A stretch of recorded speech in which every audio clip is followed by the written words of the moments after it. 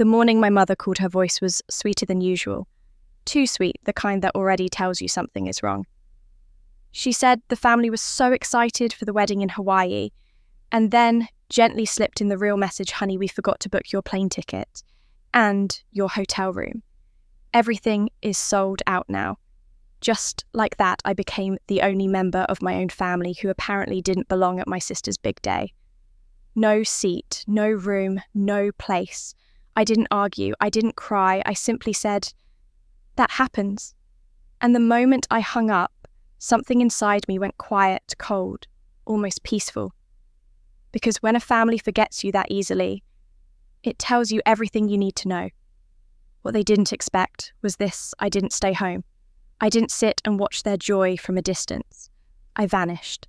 And I began crafting a plan so calm, so precise, and so devastatingly fitting that by the time I stepped onto that island, every lie, every slight, and every secret they tried to bury would come to the surface.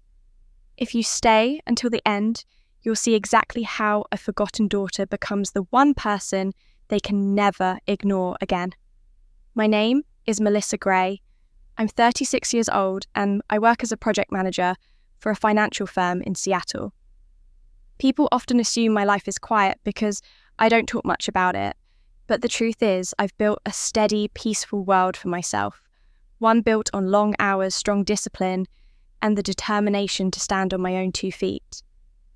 It wasn't the life I once imagined, but it became the life I needed. Growing up, I learned early that being the oldest meant holding everything together while keeping my feelings tucked away where no one had to deal with them. My parents never said I should be the responsible one, or that Emily should be the one they fussed over, but the message came through clearly in 100 small ways. When we were little, if Emily cried, the whole house seemed to stop. If I cried the most, I'd hear was, "You're stronger than that, sweetheart. Be a good example." I carried that expectation for years, pressing my own worries down deep so they wouldn't trouble anyone.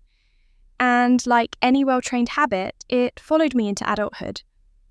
People at work see me as calm, organised, steady, the person who never panics. If a project collapses, I'm the one they call. If a deadline shifts, everyone looks to me for the new plan. I can manage teams, crises, numbers, clients. What I can't seem to manage is the emptiness that comes from being invisible to the people who should have known me best. I've built a fine life on the outside, but inside there are places that feel hollow, like rooms in a house no one ever opens. I try not to think about my childhood much, but little memories still slip in. Emily, at 8 years old, crying because she didn't want to tidy up the playroom. My mother kneeling beside her, smoothing her hair, telling her it was fine, that I would take care of it. Emily, at 15, wanting the lead in the school play. My father encouraging her, telling her she had the sparkle for it, while gently reminding me that not everyone needs the spotlight. By then, I had learned to swallow the hurt faster than I could feel it. I told myself it didn't matter. I told myself being strong was better. Still, every now and then, something manages to break through that old shell. A few months ago, while searching through old folders for a tax document, I found an email from my mother written when Emily and I were teenagers. She had meant to send it to my father, but accidentally sent it to me. In it, she said Emily needed more encouragement, more space, more attention. She ended the message with a line I wish I hadn't read. "Melissa will be fine. She always is. Let Emily shine." I never replied. I don't think I even cried. I just closed the email and kept it buried in a folder, though the word stayed with me like a bruise that never quite fades. I used to believe that if I worked hard enough, stayed quiet enough, and lived my life the right way, things would eventually balance out, that my parents would one day see me for who I was. But life has a way of teaching you the same lesson over and over until you finally accept it. Some people don't see you because they don't want to. They only see who you've always been to them, not who you've become. That Saturday morning, the light was just beginning to fall across my apartment. I had made a cup of coffee and opened my laptop, ready to work through a few pending tasks before the weekend settled in. It was a quiet start to what felt like a normal day. My mind was far from anything emotional or complicated. I was simply moving through my routine, steady and calm, in the life I had built to protect myself from disappointments that still crept in from time to time. Then my phone began to ring on the counter beside me. Early. Too early for anyone from work. And when I saw the name on the screen, I felt a small shift inside me as if the air in the room had changed. My mother never called this early unless something was terribly wrong, or about to be. That thought stayed with me as I reached for the phone, still warm from sitting in a patch of morning sunlight. I carried it with me the way you carry an old instinct, like bracing before the cold touches your skin. My mother's early calls had always meant something a forgotten bill when I lived at home, a sudden shift in weekend plans, an update about Emily's latest need. But the quiet in my apartment that morning made her cheerful tone feel almost out of place, like a bright ribbon tied around something sharp. "Good morning, sweetheart," she said, her voice floating out as though she had been awake for hours. I murmured a greeting, still half waiting for the real reason behind her call to reveal itself. For a moment, she spoke about the weather, the mild week ahead, the usual things she mentioned when she was softening the ground before planting something heavier. I listened politely, even though a small knot was forming beneath my ribs. Then, with a bright breath of excitement she didn't bother to mask, she said, "I just had to tell you the wonderful news. Your sister is getting married. Isn't that something?" There it was, the moment where the ribbon slipped away and the truth, sharp and gleaming, fully showed itself. I congratulated her, my voice steadier than I felt. Emily, marrying was not surprising. She had been with her boyfriend for a few years and the relationship had always looked headed toward a wedding. What startled me wasn't the news itself, but the fact that I was hearing it like this casually secondhand, as though it were new to everyone, when clearly it wasn't. My mother bubbled over with details before I could even gather a full breath. "They've chosen Maui. Isn't that just perfect? A beautiful resort on the ocean. It's going to be absolutely magical." She sounded breathless, as if she were the one walking down the aisle. I tried to picture Emily saying yes to a beach wedding, then tried to imagine all the conversations that must have happened before reaching such a decision. Conversations my parents had been part of. Conversations I hadn't been invited into. I listened as my mother described the venue, the soft colours Emily wanted in the decor, the spiritual meaning of the location, and the wonderful vendors they had secured. Every word made it increasingly clear that this wasn't fresh news, something still in early planning. This was a wedding already deep in motion, with decisions made, schedules drafted, and choices settled. At some point, I realised my mother wasn't calling to tell me about the engagement. She was calling because everything was already arranged, and I was simply being informed as an afterthought. Something inside me sank as she continued speaking. I wasn't angry, not yet. Anger takes energy, and at that moment I felt more like a quiet room, where all the furniture had just been rearranged without warning. "How long have you all been planning this?" I finally asked, making sure my tone stayed gentle. My mother didn't like questions that hinted at omission. "Oh, a little while," she said, her voice skipping past the truth, like a stone over water. "You know how things go. Time gets away from us. Except time doesn't slip away in the same direction for everyone. Not when news is shared with some people long before others. Not when your sister is planning one of the biggest days of her life and you're hearing about it over coffee like a neighbour she almost forgot to invite."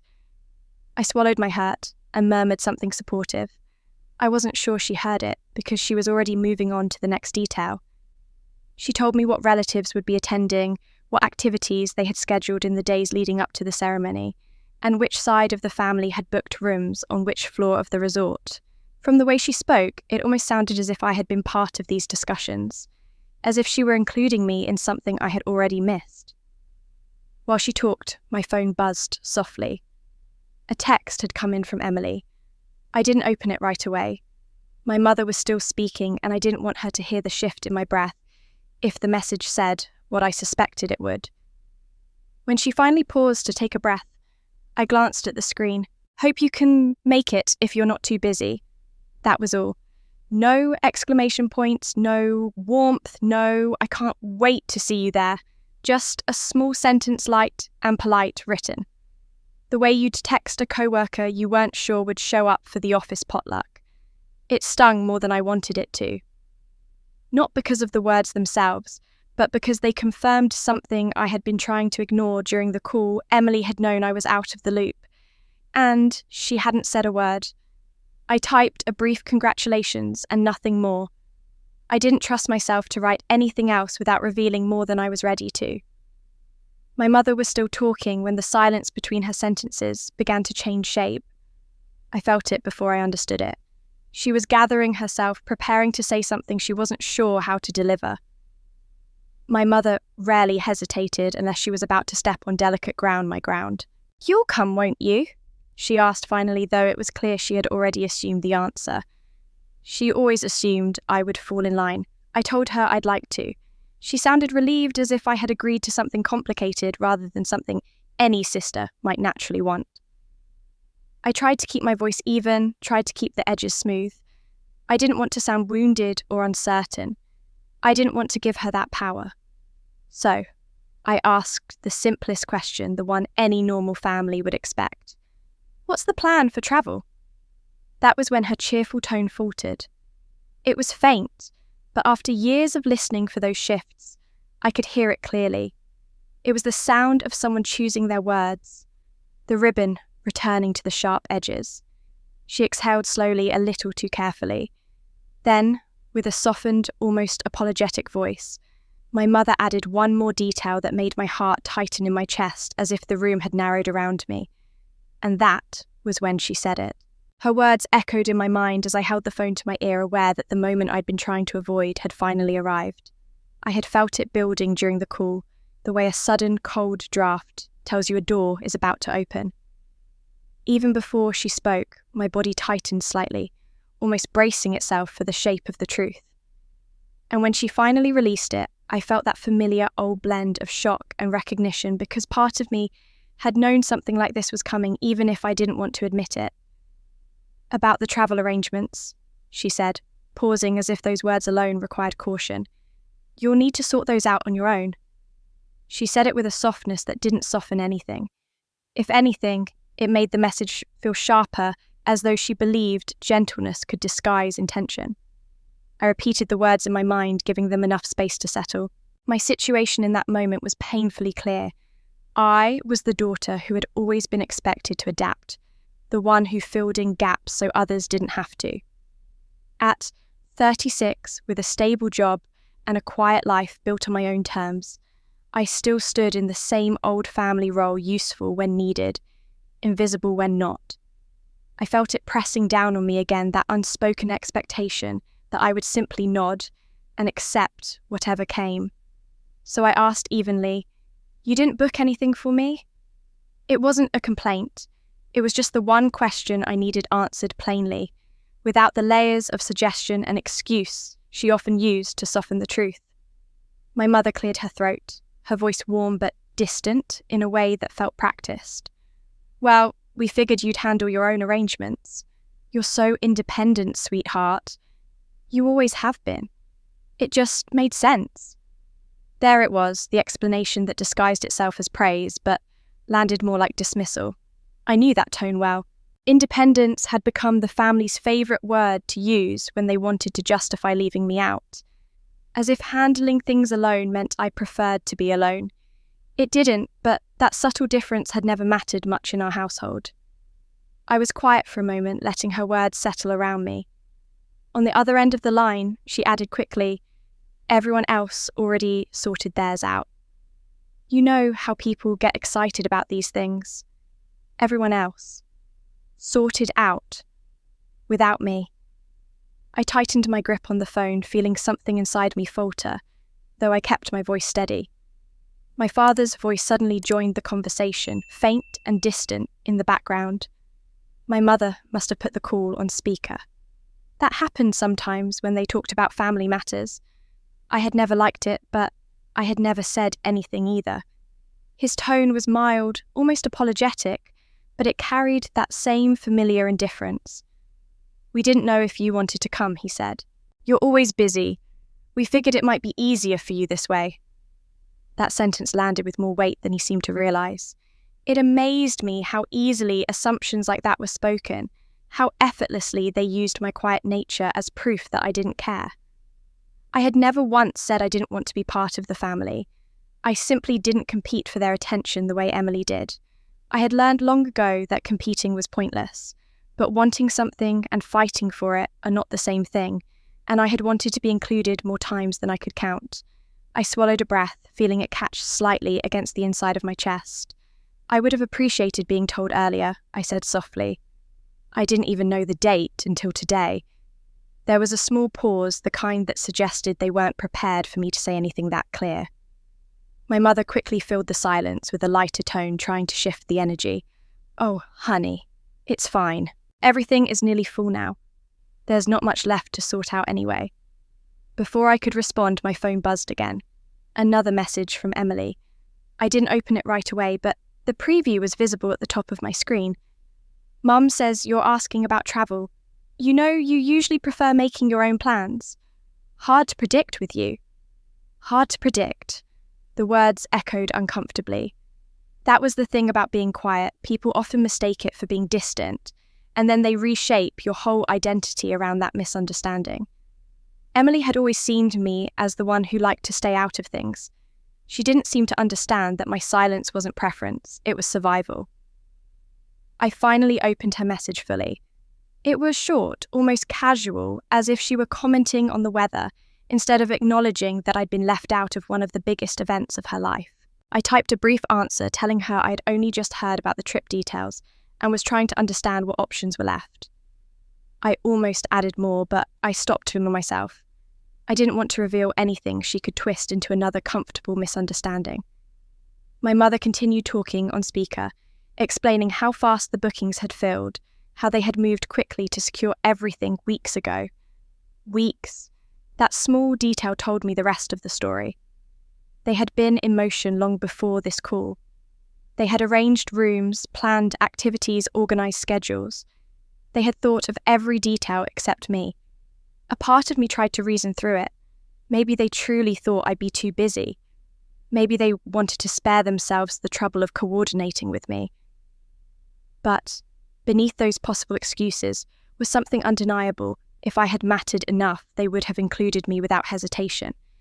And the fact that they hadn't was louder than any explanation they offered. I kept my voice calm as I said, "I'll look into flights today." It was the only thing I could think to say without unravelling. I wanted to preserve what little dignity I felt I had in that moment. My mother hesitated again. She was circling something, and after years of being her daughter, I recognised the sound of it. She was preparing to say something heavier, something she suspected might land poorly, but felt compelled to share anyway. There was a softness in her voice when she exhaled, almost as if she were bracing herself too. Then she delivered the line that made the rest of the morning tilt slow and unforgiving, like a tree finally giving beneath its own weight. And that was when she said the final blow: no flight and no hotel left for you. For a moment, after those words left her mouth, the silence on my end of the line felt strangely heavy, as if the air in my apartment had thickened. I didn't respond right away. I couldn't. The realization that they had made every plan without considering me, and now spoke as though this outcome were natural, settled over me like a cold shadow. I had known disappointment before, but this felt different. This felt intentional. As I stood there gripping the edge of my kitchen counter, I tried to steady my breathing. I didn't want to give my mother any hint of the hurt tightening inside me, because history had taught me that expressing it would change nothing. My place in the family was already carved out, and it wasn't one where my needs were understood or taken seriously. So I told her I would figure something out, and ended the call as gently as I could. When the line went silent, I stood alone with the weight of what she had said. My situation at that moment was painfully clear. I was once again on the outside, expected to adjust myself around their decisions, expected to understand, expected to bend, because bending was the role I had always played. In that role, I was dependable, predictable, and perpetually overlooked. I moved to my living room and sat down, trying to keep my thoughts from spinning too quickly. A part of me wanted to believe this was just an oversight, that my family hadn't meant to exclude me so completely. But another part, the quieter and more honest part, recognised a pattern that had followed me since childhood. They had moved forward with what mattered to them, assuming I would fill in the gaps or fade into the background as needed. And I had allowed that pattern to continue for years. After a few minutes of stillness, I opened my laptop. I told myself I was only going to check flight availability out of practicality, but the truth was I needed to see the evidence for myself. When I pulled up the airline's website, it confirmed what my mother had said: the main flights to Maui were full, at least the ones close to the wedding dates. A few odd connections remained, but they were scattered or impractical. It made sense logistically, but emotionally, it felt like another door had been quietly shut. I stared at the screen for a long moment, then closed it. Needing some distance from the sting of it all, I stepped outside and walked to the small park near my building. The ordinary Saturday scene, dogs trotting along the paths, children laughing, couples sharing quiet conversations, felt strangely disconnected from the tightness in my chest. I sat on a bench and tried to let the fresh air clear my thoughts, but my mind kept circling around what had happened. If they had planned everything without me, what else had they decided? What had they discussed? What had been said? By the time I walked back home, I felt a quiet determination settle in. I needed answers, not assumptions. I unlocked my apartment door and went straight to my laptop again this time, not to search for flights, but to check my email. I typed wedding into the search bar just to see if anything came up. And there, it was an email thread titled Family Wedding Planning Call, Sunday, Zoom. The date was from a few weeks earlier. My stomach tightened. I clicked it. It was a group email from my mother sent to my father, Emily, and a handful of relatives who lived on the West Coast. In the message, she outlined the agenda for our planning meeting, listing travel accommodations, itinerary, and responsibilities. At the bottom, she wrote, "Looking forward to seeing everyone there." I reread the list of names. Mine wasn't among them. I hadn't been included at all. A slow, cold understanding washed over me. They hadn't forgotten to invite me. They had chosen not to. And that choice had been made long before they ever told me about the wedding details. I leaned back in my chair, absorbing the reality of it. The pattern was clearer than ever. They wanted things simple, controlled. They didn't want my presence to complicate their version of harmony. My phone buzzed then, almost startling me in the quiet room. It was a picture sent by Emily, a photo of neatly arranged suitcases lined up by their front door. Underneath, she wrote, "Getting ready. So excited. Hope everything works out for you too." I stared at the photo. 4 suitcases. One for her, one for her fiancé, and 2 that clearly belonged to my parents. They were all set, perfectly aligned, perfectly planned, without me. My mother called again that afternoon. When I answered, she sounded cheerful, almost too cheerful, as if the morning's conversation had gone exactly the way she hoped. She said they were finalising their itinerary and going over the wedding timeline. She talked about group activities, brunches, sunset photos, a family gathering the night before the ceremony. Then, as if offering a comforting alternative, she said, "But don't worry, sweetheart. You can still watch the live stream. It'll feel the same, really." I felt something inside me loosen, not in surrender, but in clarity. That suggestion, spoken so casually, made their intentions plain. Watching a live stream wasn't the same as being there. It wasn't meant to be. It was meant to be good enough for me. I thanked her for the information and hung up quickly, feeling the need to step away from the conversation before the ache inside me sharpened. I paced my living room, trying to understand what had shifted in me. It wasn't anger, not exactly. It was something quieter, but deeper, a sense that this wasn't accidental anymore. There was an edge to it, something deliberate. Later, as the afternoon light dimmed, I heated a bowl of soup and tried to focus on anything else. But the words from the email thread kept replaying in my mind. A planning call, a full call with responsibilities assigned. Not once had anyone reached out to include me. The more I thought about it, the more I felt there had to be something behind the surface, something more than simple oversight. Families rarely leave people out by accident. Not like this, not so thoroughly. I set my spoon down and let the quiet fill the room. That was when I heard the faint sound of voices through my open window. It was only a distant murmur at first, but one voice rose clearly above the rest, saying something that made me freeze in place. It was unmistakably my mother's voice drifting up from the sidewalk, where she and my father were loading their car. I moved closer to the window, my breath catching as her next words floated upward, words they never meant me to hear. I held my breath without meaning to, leaning just enough that I could make out my mother's voice clearly. She wasn't speaking loudly.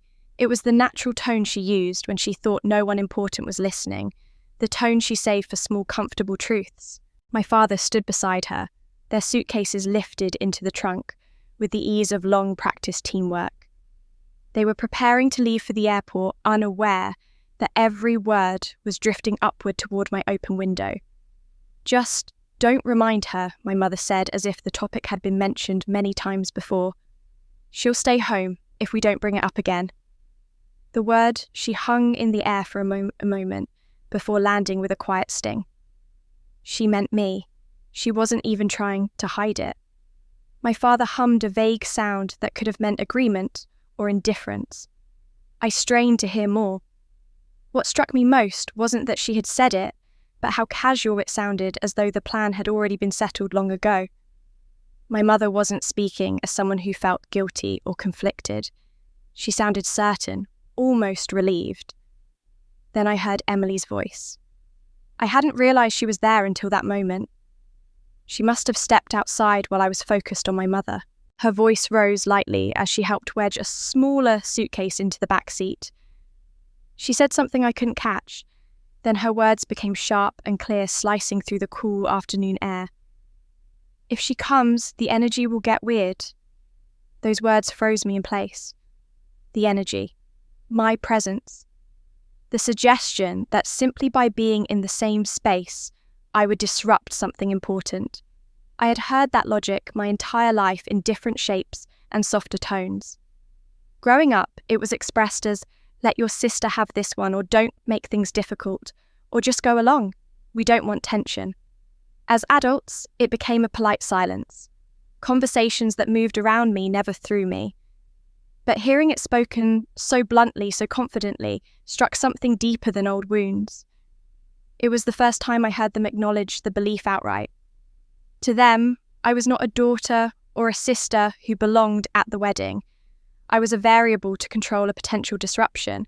I stepped away from the window and sat down on the edge of my bed, feeling the air shift around me. I was not imagining this. It wasn't an accident or an oversight. It wasn't forgetfulness or poor communication. It was a deliberate plan.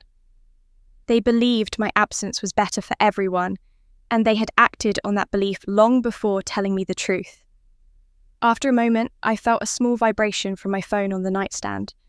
I reached for it, expecting another hollow message from Emily. Instead, it was an alert from a group chat, one I had never seen before. The preview read, "Reminder, final wedding prep call. At 7 tonight." My stomach tightened. That chat was not one I recognised. I didn't recall being invited to anything resembling a group discussion. I opened the app and scrolled through my messages until I saw it a group titled Family Wedding Plan. I stared at it confused until I realised the notification wasn't for me. It was a forwarded screenshot from my aunt who had meant to send it to someone else. The thumbnail showed multiple members of my family in the participant list, but my name was not among them. I tapped the image, enlarging it.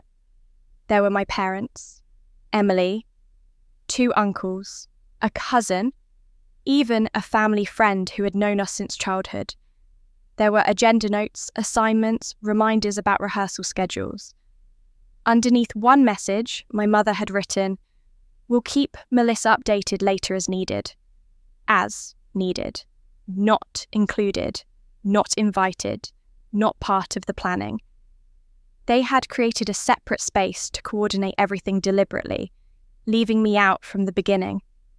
I felt myself go very still, the kind of stillnesses that happens when clarity finally settles in. What I had sensed all morning, what had begun forming the moment my mother announced the wedding, was now undeniable. This wasn't neglect. It wasn't miscommunication. It was intentional. They had planned without me because they preferred it that way. I scrolled further through the screenshot. One message from Emily stood out in pale grey text. Let's keep the main group simple. Too many opinions will complicate things. Underneath, my mother had responded, agreed. And then another message from a relative I rarely spoke to. Is Melissa joining this chat? My mother's reply came quickly. No need. She's independent and won't mind keeping things flexible. I felt something tighten in my chest. Not a quick pain, but a slow, heavy pressure, like the weight of years settling all at once. They had built a life around this idea of me. The quiet one, the capable one, the one who didn't need to be included because she didn't demand anything. They had taken my silence and shaped it into an excuse to leave me out. A part of me wanted to cry, but the emotion didn't rise the way it used to. Instead, I felt something gentler, steadier. A quiet realization that things were exactly as I had long suspected. I had been the convenient daughter, the one who filled space when it was helpful and disappeared when it wasn't.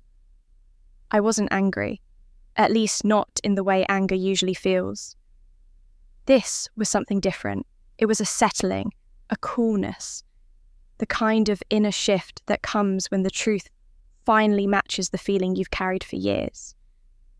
My family had shown me who they were as clearly as a window pane reveals the world beyond it. I placed my phone down and walked to the kitchen sink, turning on the faucet just to hear the steady sound of water. I stared out the window over the sink, listening to the water fall, hearing the muffled sounds of car doors closing below. They were almost ready to leave for the airport. They were excited, assuming the week ahead would be peaceful without me.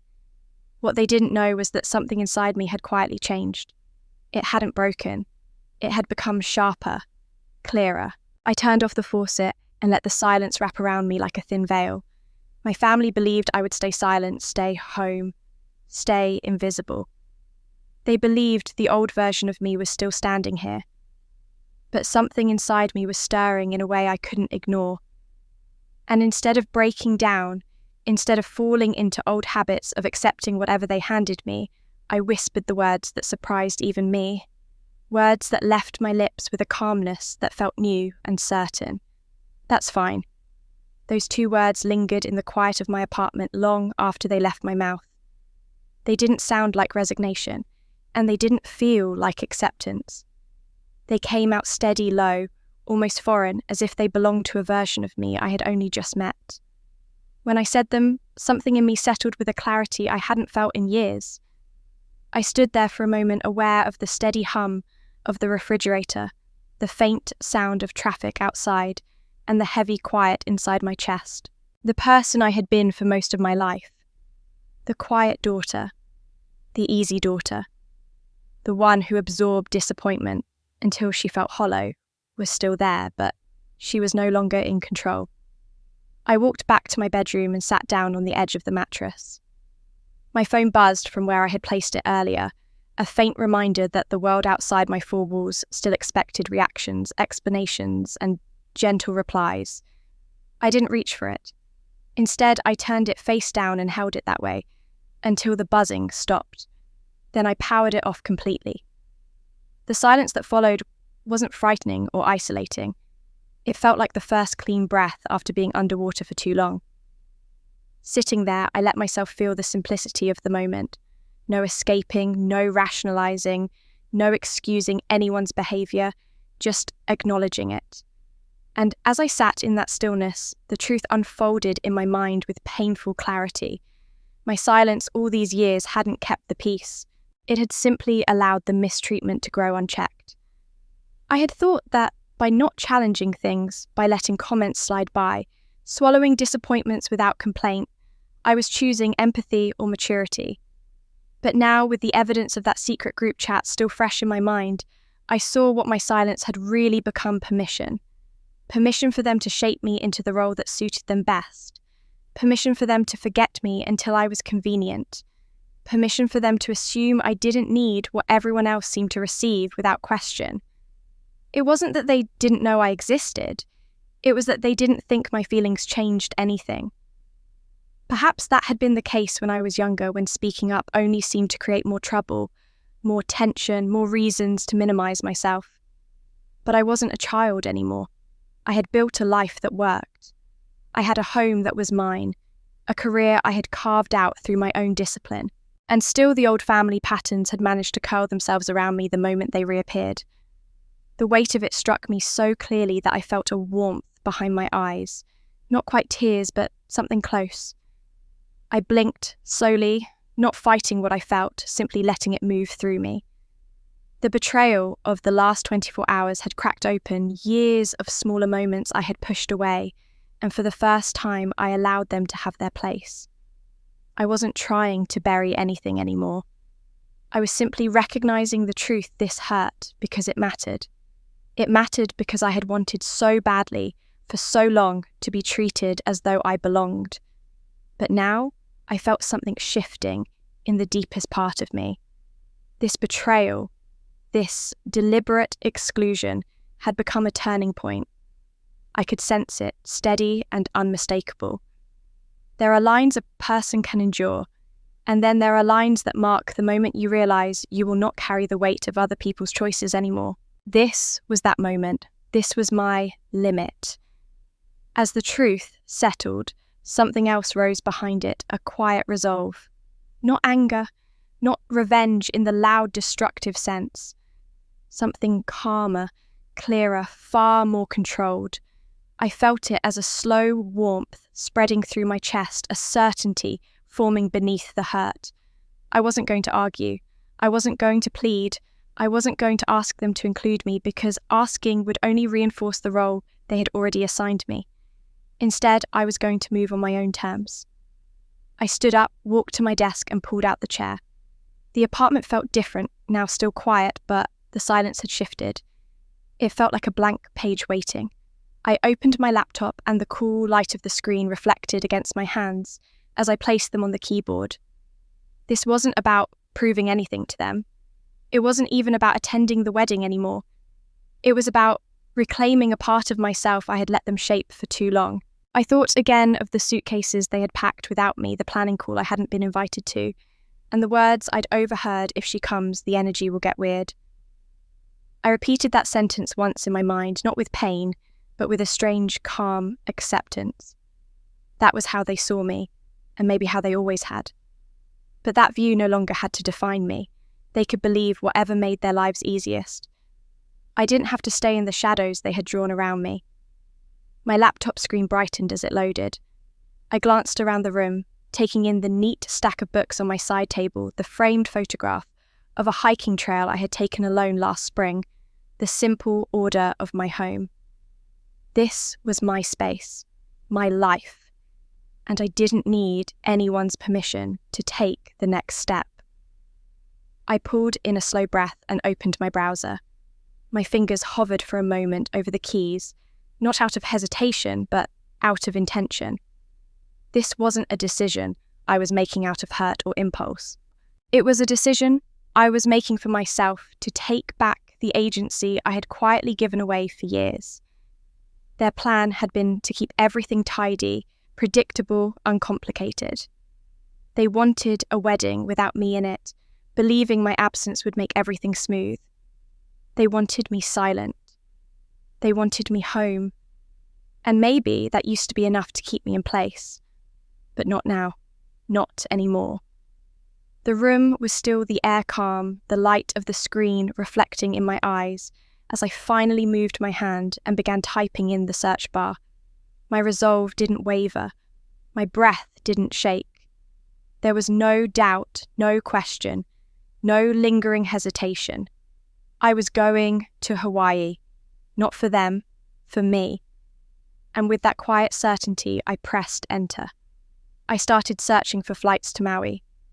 The moment I saw the results load across my laptop screen, I felt an odd mix of tension and calm settle over me. There were dozens of flights listed, most of them crossed out with red letters, spelling sold out or waitlisted. It didn't surprise me. My mother had mentioned weeks of preparation on their end, and everything about this wedding had been planned early with the kind of meticulous attention they never extended to me. What did catch my eye was a single listing near the top one first-class seat left on a direct flight leaving the next evening. I stared at that line, noticing how out of place it looked among the packed economy and business sections. It was expensive, much more than I would have spent under ordinary circumstances, but this moment didn't feel ordinary. For years, I had built a life on careful decisions, saving money, working steadily, choosing security over impulse.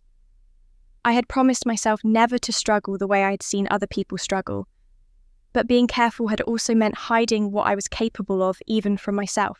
I had let my family assume I lived a modest, quiet life because correcting them had always felt like waving a flag no one wanted to see.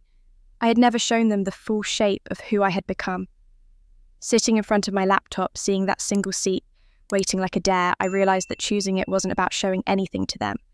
It was about showing something to myself. My hand didn't hesitate when I clicked on the seat.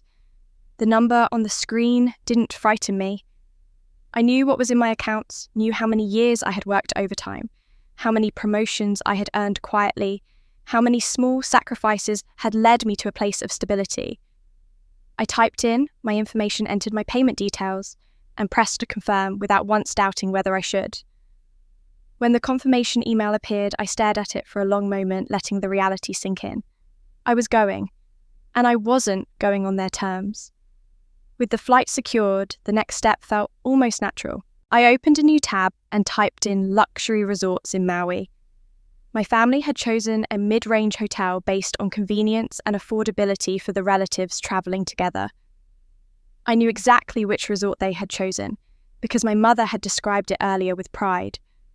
But I had no desire to stay anywhere near them. Not out of spite, but because I needed distance, physical, emotional, and symbolic. If I was going to step back into their world after the way they had dismissed me, I wanted to do so from a place that reminded me of my own worth, not from the edges of their plans. I clicked through several options until I found a resort, sitting along the coastline, its rooms overlooking a wide sweep of ocean that seemed to stretch endlessly. The photographs showed private balconies, soft lighting, calm interiors, and wide pathways bordered by palm trees and quiet pools. It felt like the kind of place where a person could gather their thoughts and breathe again. Without second-guessing myself, I booked 4 nights there. The price didn't shake me. I had worked too hard, spent too many years being careful to doubt whether I deserved something peaceful for once. Once the reservation was confirmed, I closed my laptop halfway and leaned back in my chair. The decision itself brought a new kind of stillness to my mind, not the silence of hurt or shock, but the silence of clarity. I was going to Maui. I was going to walk into their carefully arranged world on my own path without asking for permission or waiting for an invitation that had never come. But I didn't want to make an entrance. I didn't want to show up dramatically or confront them the moment I stepped off the plane. I wanted to move quietly, unseen for as long as possible. My family had always imagined me as predictable, simple, the one who never disrupted anything. For once, I wanted to let that assumption work in my favour. They believed I was staying home. Let them believe it. I opened my suitcase and began packing without overthinking the decision. I chose clothes that made me feel confident, comfortable, steady light dresses, quiet colours, one formal outfit for whatever moment might arise. I folded everything with a sense of calm I hadn't expected, pausing only to think about what it would be like to arrive there, to walk through the resort lobby without anyone knowing I had come.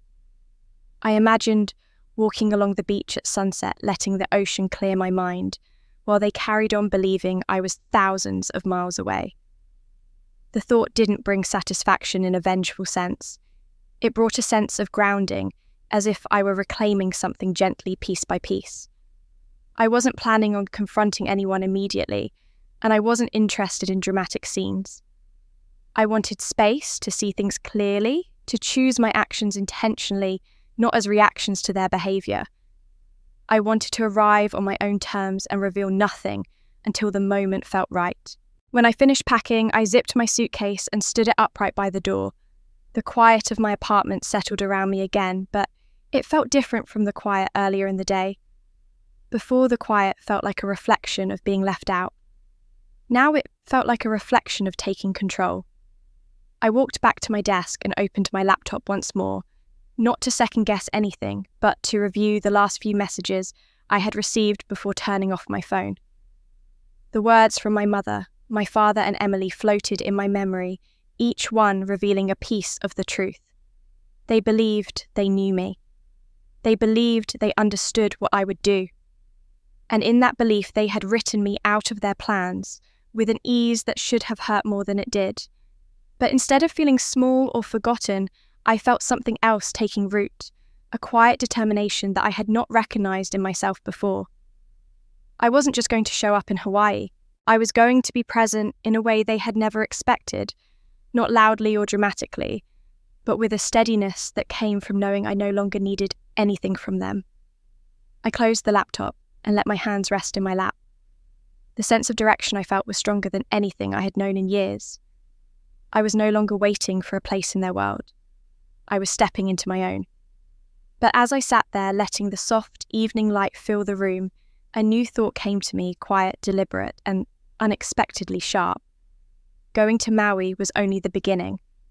If I was going to walk into that wedding with my head held high, there was one more thing I needed to do, one more decision that would reshape everything they believed about me. And with that realization settling firmly inside me, I knew exactly what my next step had to be. But I decided to prepare one more surprise they won't expect. That thought stayed with me late into the night, even after my suitcase was packed and standing ready by the door. I sat at my desk again, the soft glow of the lamp casting a warm circle around me, and opened my laptop with a sense of purpose I hadn't felt in a long time. The surprise I was preparing wasn't something loud or dramatic. It wasn't meant to hurt anyone or draw attention. It was something personal, something that finally aligned with the woman I had quietly become. As I stared at the screen, I felt the curtain lift on a part of my life I had kept tucked away for years, hidden even from the people who should have known me best. The truth was simple: my life did not match the version my family imagined. They liked to think of me as someone who worked hard enough to stay afloat, but not enough to thrive. In their minds, I was stable but unremarkable, dependable, but limited, the daughter who scraped by with quiet practicality while Emily shined. It had been that way since childhood, and I had never corrected them. I had let them hold onto their version of me because it seemed easier than shifting their expectations or inviting more misunderstanding. But the truth of my life had grown far beyond their assumptions. My job was steady because I had built it that way through years of proving myself. I wasn't just a mid-level project manager. I had earned promotions, bonuses, equity shares, and a reputation at work that quietly placed me in line for a higher position soon. I had savings. I rarely spoke of retirement accounts. I kept meticulously organised, and an emergency fund my parents would have found excessive. Then there were the investments, small at first, then larger as I became more confident. I had bought my condo years earlier when the market was still forgiving, and its value had nearly doubled. I owned a rental property in another neighbourhood, a modest townhouse I had renovated carefully room by room over months. It brought in steady income and I managed it quietly, rarely mentioning it to anyone. None of this had happened by accident. It had grown from years of watching how unpredictable life could become, and deciding I would never depend on anyone who could take something from me. I had learned to build slowly, to choose stability over show, to trust myself even when no one else seemed to. But I had also learned to keep it hidden. Part of it was privacy, but another part, one I didn't like admitting, came from fear of being used. In my family, success often meant becoming the solution for everyone else's problems. If I revealed what I had built, the requests would come. The expectations would follow. And I knew myself well enough to know I'd have a hard time saying no, so I stayed quiet. I kept my life private. And in that silence, my family filled the space with their own assumptions, believing I was doing fine enough and nothing more. But now, sitting alone in my apartment with the ticket to Maui, waiting in my email and a luxury resort room reserved in my name, I felt something shifting. I didn't want to hide anymore, not out of pride, but out of self-respect. The woman they believed me to be was small, hesitant, and easy to overlook, but the woman I had become was not someone who needed their permission or approval. As I reviewed my bookings one last time, I felt a steadiness settle inside me. My life was not an apology. It was not something to minimize or shrink to make others comfortable. I had worked for everything I had, and I had done it alone. There was no shame in being prepared, no shame in enjoying the fruits of that preparation. And there was certainly no reason to pretend I was anything less than capable. I closed my laptop and stood feeling the quiet confidence rise in me like a slow, warm tide. Everything for the trip was ready. My ride to the airport was scheduled. My documents were in order. I had packed deliberately, not extravagantly, but with the care of someone who finally understood her own worth. I felt more rooted in myself than I had in years. The next day came early. I moved through my morning with a calm rhythm, drinking a simple cup of coffee, locking my door behind me and stepping into the fresh air with my suitcase rolling quietly behind me. The ride to the airport was smooth, the roads nearly empty. I watched the city pass by feeling none of the nervousness or hesitation I might have felt before. Instead, I felt clarity.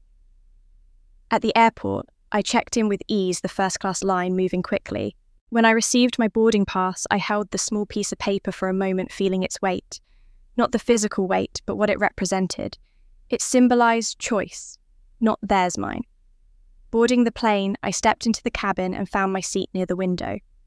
The space was wide, peaceful, lined with soft lighting and comfortable seats. I settled in feeling the difference immediately, not just in the physical environment, but in what it meant for me to sit there. I wasn't squeezing myself into a space someone else deemed appropriate. I had chosen this. As the plane took off, the city shrank beneath me until it was only clusters of colour and light. Clouds rose around us, soft and white, and then the sky cleared into a deep, calm blue. I watched it without thinking too much, letting the peace of the moment sink in. Somewhere over the ocean, I realised this was the first time in years that I felt entirely aligned with myself. I wasn't pretending. I wasn't shrinking. I wasn't bracing for the next disappointment. I was simply moving forward with purpose, guided by a truth I had kept hidden for far too long. Hours later, as the island came into view, green cliffs rising from the sea, sunlight touching the water with shimmering gold, I felt a quiet certainty form inside me. This was my journey on my terms. I wasn't coming to demand a place. I was coming because my life had room for more than silence and invisibility.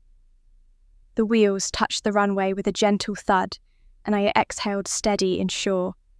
I landed in Hawaii with a calm confidence they've never seen. The moment the cabin door opened and the warm Maui air drifted into the plane, something inside me loosened in a way I hadn't expected. The air carried the scent of flowers and sea salt, soft and welcoming, so unlike the tightness I had felt in Seattle before boarding. As I stepped out onto the jet bridge, the light seemed different too, gentler golden, touching everything with the kind of warmth that made even the smallest detail feel alive. I paused for a moment, letting that warmth wash over me, letting myself breathe it in slowly. It struck me how long it had been since I felt peace, without having to earn it, justify it, or explain it away. The weight I had been carrying through the last few days didn't disappear completely, but it shifted, settling in a place where it no longer threatened to overwhelm me. Walking through the airport, I moved with a sense of quiet purpose. My suitcase rolled beside me easily, and I kept my head high, not out of pride, but out of a certainty that surprised me. I wasn't here to demand anything, and I wasn't here to confront anyone, at least not yet. I was here for myself first, and that truth steadied me more firmly than anything else. Outside, the shuttle arrived quickly. The driver greeted me with a smile that felt genuine, and as the van moved along the coastal road, I watched the scenery unfold. Palm trees swayed gently, the ocean shifting from deep blue to bright turquoise waves brushing the shore, as though whispering something only the island could understand. It felt like stepping into a world untouched by the heaviness of the last few days. I pressed my hand lightly against the window, feeling the vibration of the road beneath my palm, and let the landscape calm my mind. When we arrived at the resort, I felt the same sense of quiet affirmation I'd felt when I booked it. The entrance was wide and open, framed by tall palms and soft stone paths.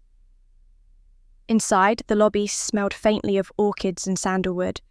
Water trickled somewhere nearby, blending with the distant sound of waves. Everything about the place felt intentional, peaceful by design, as if it understood how to soothe whatever tension guests carried with them. The receptionist greeted me by name, her tone warm and professional. She checked me in with ease, handed me a key card wrapped in a small envelope, and gestured toward one of the bellmen who would guide me to my room. Walking through the halls, I felt a soft hum of gratitude rising in me. Not gratitude for my family, not gratitude for circumstances, but gratitude for myself for choosing something good, for allowing myself a moment that wasn't built on compromise. The suite was on the 6th floor. When the bellman opened the door, the ocean came into view immediately through the wide balcony doors. The horizon stretched out endlessly, a vast sweep of blue meeting blue sky, touching sea without interruption. The room itself was bright and calm, decorated in soft earth tones that made everything feel grounded. I walked onto the balcony after the bellman left, letting the breeze lift my hair, letting the sound of the waves settle inside me. This room wasn't just a place to sleep. It felt like a symbol of everything I had chosen. My independence, my strength, my refusal to let old patterns define me. I leaned against the balcony railing, watching the light shift across the water, and felt something inside me align more firmly than before. I wasn't the forgotten daughter here. I wasn't the afterthought. I was simply myself, fully present, without apology. After unpacking, I took a long shower, letting the warm water wash away the last remnants of Seattle's grey mood. I dressed deliberately afterward, choosing a soft linen dress in a calm, earthy tone that felt elegant, without drawing attention. I slipped on comfortable sandals and tied my hair loosely. The woman looking back at me in the mirror wasn't trying to disappear. She wasn't trying to impress anyone, either. She was simply ready to walk into the days ahead with dignity and clarity. I decided to explore the resort a little, partly to stretch my legs after the flight, and partly because I wanted to anchor myself in this quiet confidence before anything else could intrude. I made my way toward the lobby, passing through a path lined with broad-leafed plants and soft lighting. The air was warm but not heavy, the kind of warmth that seemed to welcome rather than overwhelm. As I stepped into the lobby, I paused to take in the scene light flooding through high windows, soft music playing, small clusters of guests chatting as they checked in or planned their day. It felt peaceful the way a place does when its purpose is to soothe. I took a slow breath, savouring the moment. Then I heard it. At first, it was just a faint sound from the far side of the lobby, voices raised slightly, the edge of irritation weaving through the air. I didn't pay attention immediately. Arguments happen everywhere. But as I took another step, a familiar tone cut through the noise. It wasn't the words I recognized first, but the rhythm, the way the voice rose and fell, the sharp impatience beneath it. Then another voice joined it also, familiar, layered with the same tension I'd heard so many times at home. My heartbeat flickered. That couldn't be them. Not here, not now, not in this exact moment when I had just found my footing.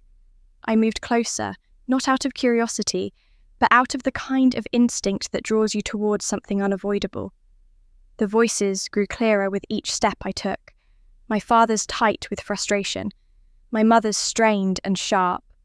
A third voice, Emily's anxious pleading, layered with something I couldn't quite place. I stopped just before turning the corner, my breath catching slightly in my throat. For a moment, I stood perfectly still, aware of the shift inside my chest. I had come here prepared for distance, for quiet observation, for the chance to move unseen. I hadn't expected this. I hadn't planned for it. But there was no mistaking the truth now. My family was here, and something was clearly wrong. I stood just beyond the corner of the lobby wall, the cool stone pressing lightly against my shoulder as I tried to steady myself.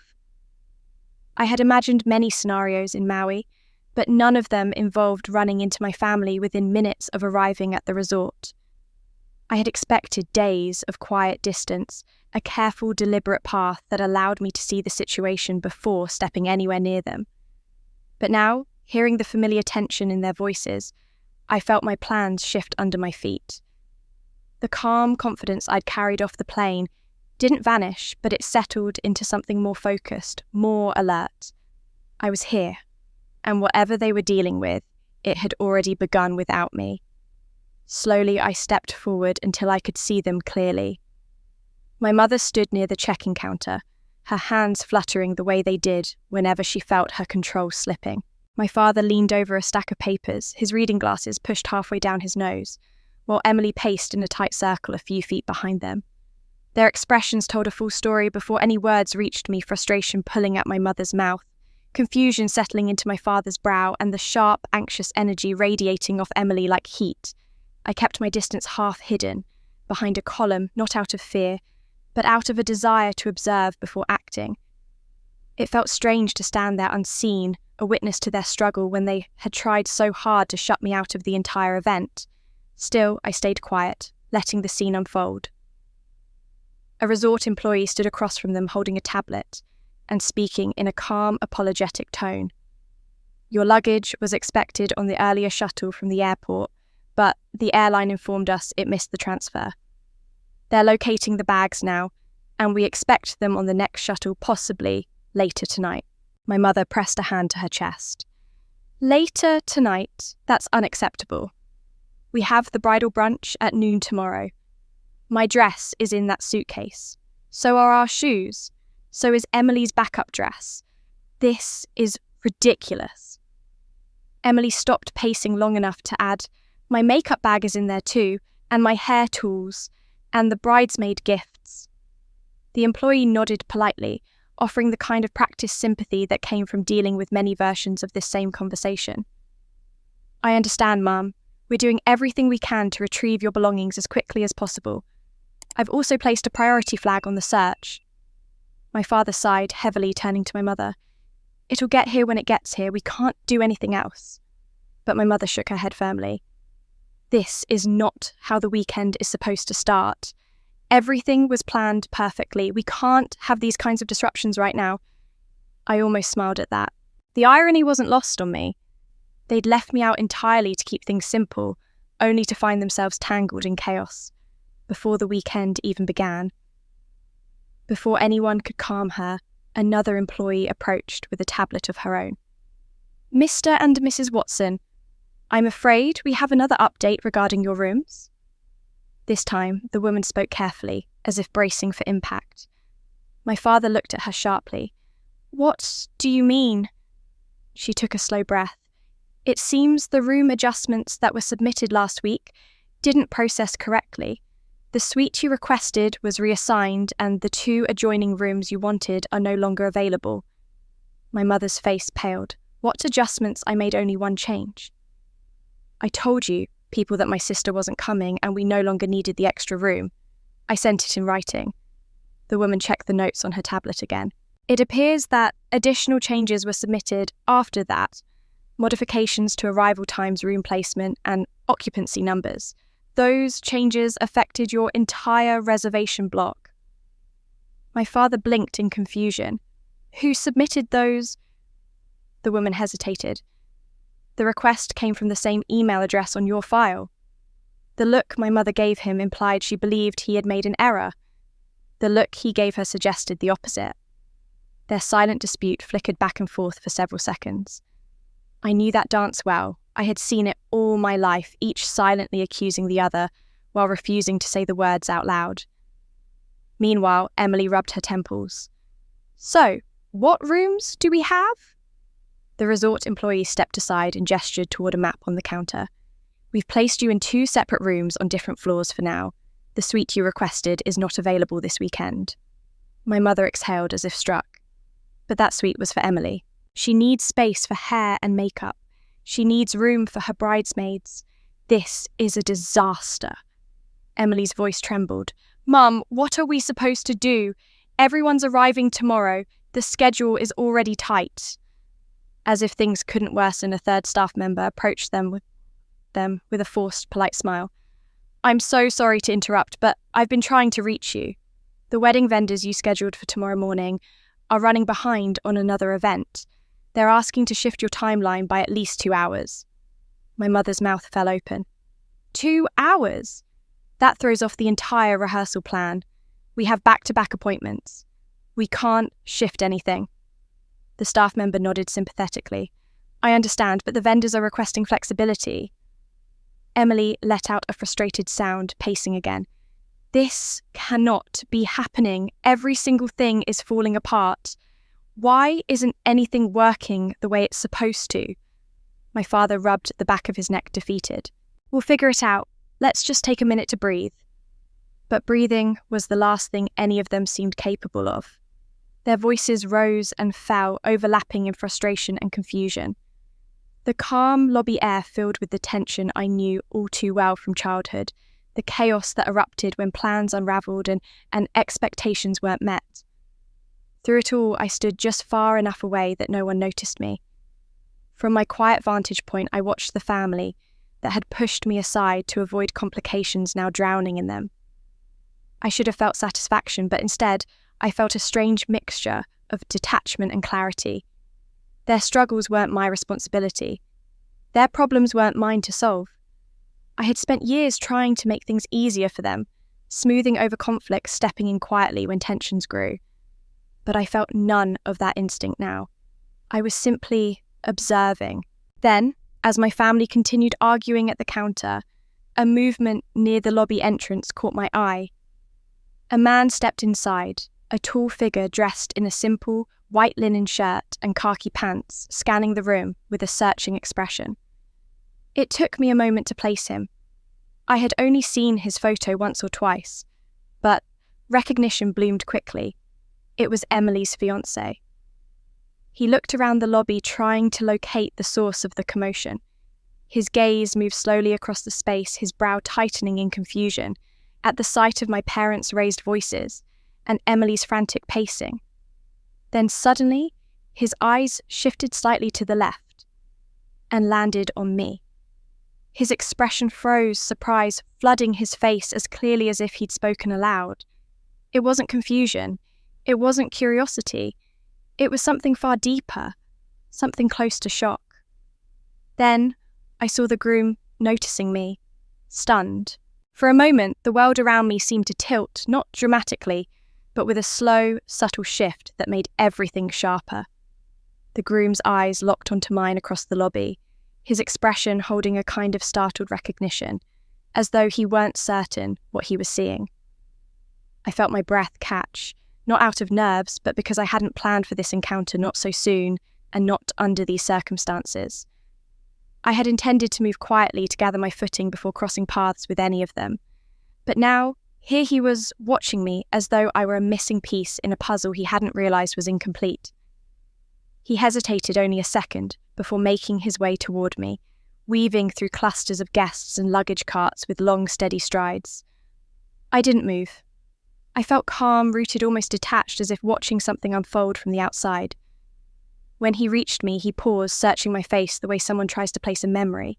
"Melissa," he asked softly, as though afraid he might be mistaken. I nodded. "Hi." Relief washed visibly over his face, softening the tension that had been there moments earlier. "I can't believe you're here," he said. Everyone thought you weren't coming." His tone wasn't accusatory, just curious, layered with something heavier underneath. I could sense the strain. He'd walked into my family mid-crisis plans, collapsing expectations slipping through their fingers, and then seeing me calm and steady must have felt like stumbling upon solid ground after hours of drifting. I decided last minute, I said, keeping my tone neutral, steady. I didn't want to disrupt anything, so I checked into another resort. He let out a breath, one shoulder dropping slightly as though tension had been sitting there. "You're not disrupting anything," he said. "Trust me what I just walked in on. That chaos has nothing to do with you." I didn't respond right away. I watched him instead, really watched him for the first time. He seemed tired, the kind of tired that doesn't come from travel, but from carrying too many emotional burdens at once. His kindness was visible in the small ways, the way he kept his voice low, the way he didn't crowd my space, the way he tried to gather his thoughts before speaking again. "I'm really glad you're here," he continued. I've heard a lot about you." He paused, choosing his words carefully as if stepping onto delicate ground. "Emily always said you were the steady one, the sensible one, the one who kept everything from falling apart when you were kids." A small, almost involuntary breath escaped me. It was strange hearing that from someone outside the family, someone who hadn't grown up inside the familiar patterns. I didn't know whether to feel touched or uncomfortable. But his sincerity disarmed me. He rubbed the back of his neck. "I know things between your family are complicated. I've seen glimpses of it, especially in the last few months." He glanced toward the check-in counter where my mother was now speaking sharply to a staff member, while my father attempted an uncomfortable smile. "I've seen how Emily gets caught between wanting her own life and wanting to please your mother. It's been a challenge." His candor surprised me. I had expected him to be defensive or overly diplomatic given the stress of the wedding week. Instead, he spoke with the honesty of someone who had been holding in more than he intended to. "She's under a lot of pressure," he continued quietly. "Sometimes I think she listens to your mother so much, she forgets what she wants. And He stopped himself, shaking his head slightly. "I'm sorry. You didn't come here to hear me vent." "It's fine," I said gently. And it was. In a way, it was strangely comforting to hear someone else acknowledge the dynamics I had lived with for so long. He wasn't criticizing. He wasn't exaggerating. He was simply telling the truth. He took a breath, seemed to gather himself, then spoke with a steadier voice. "To be honest, seeing you right now feels like a relief. Your family they're unraveling a bit. And Emily has been on edge for days. If there's one thing I've heard repeatedly, it's that you're the calm one, the one who doesn't panic."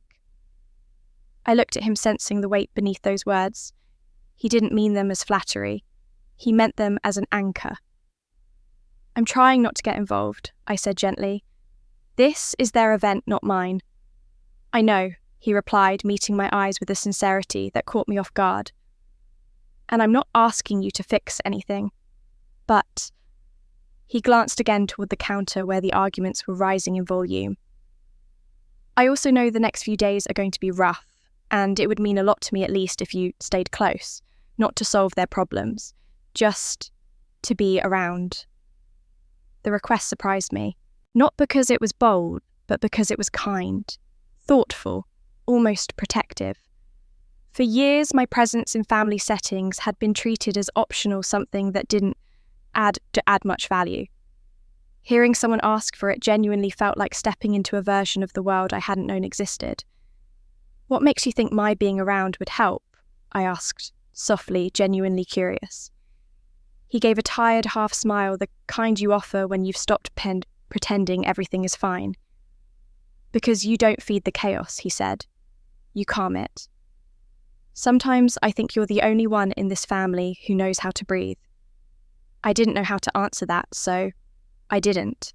Instead, I let the silence sit between us, not uncomfortable but contemplative. The sounds of the lobby swelled and faded around us. Footsteps, luggage, wheels, distant music. But in that small pocket of space, things felt still. He looked at me again, studying my face as if searching for something.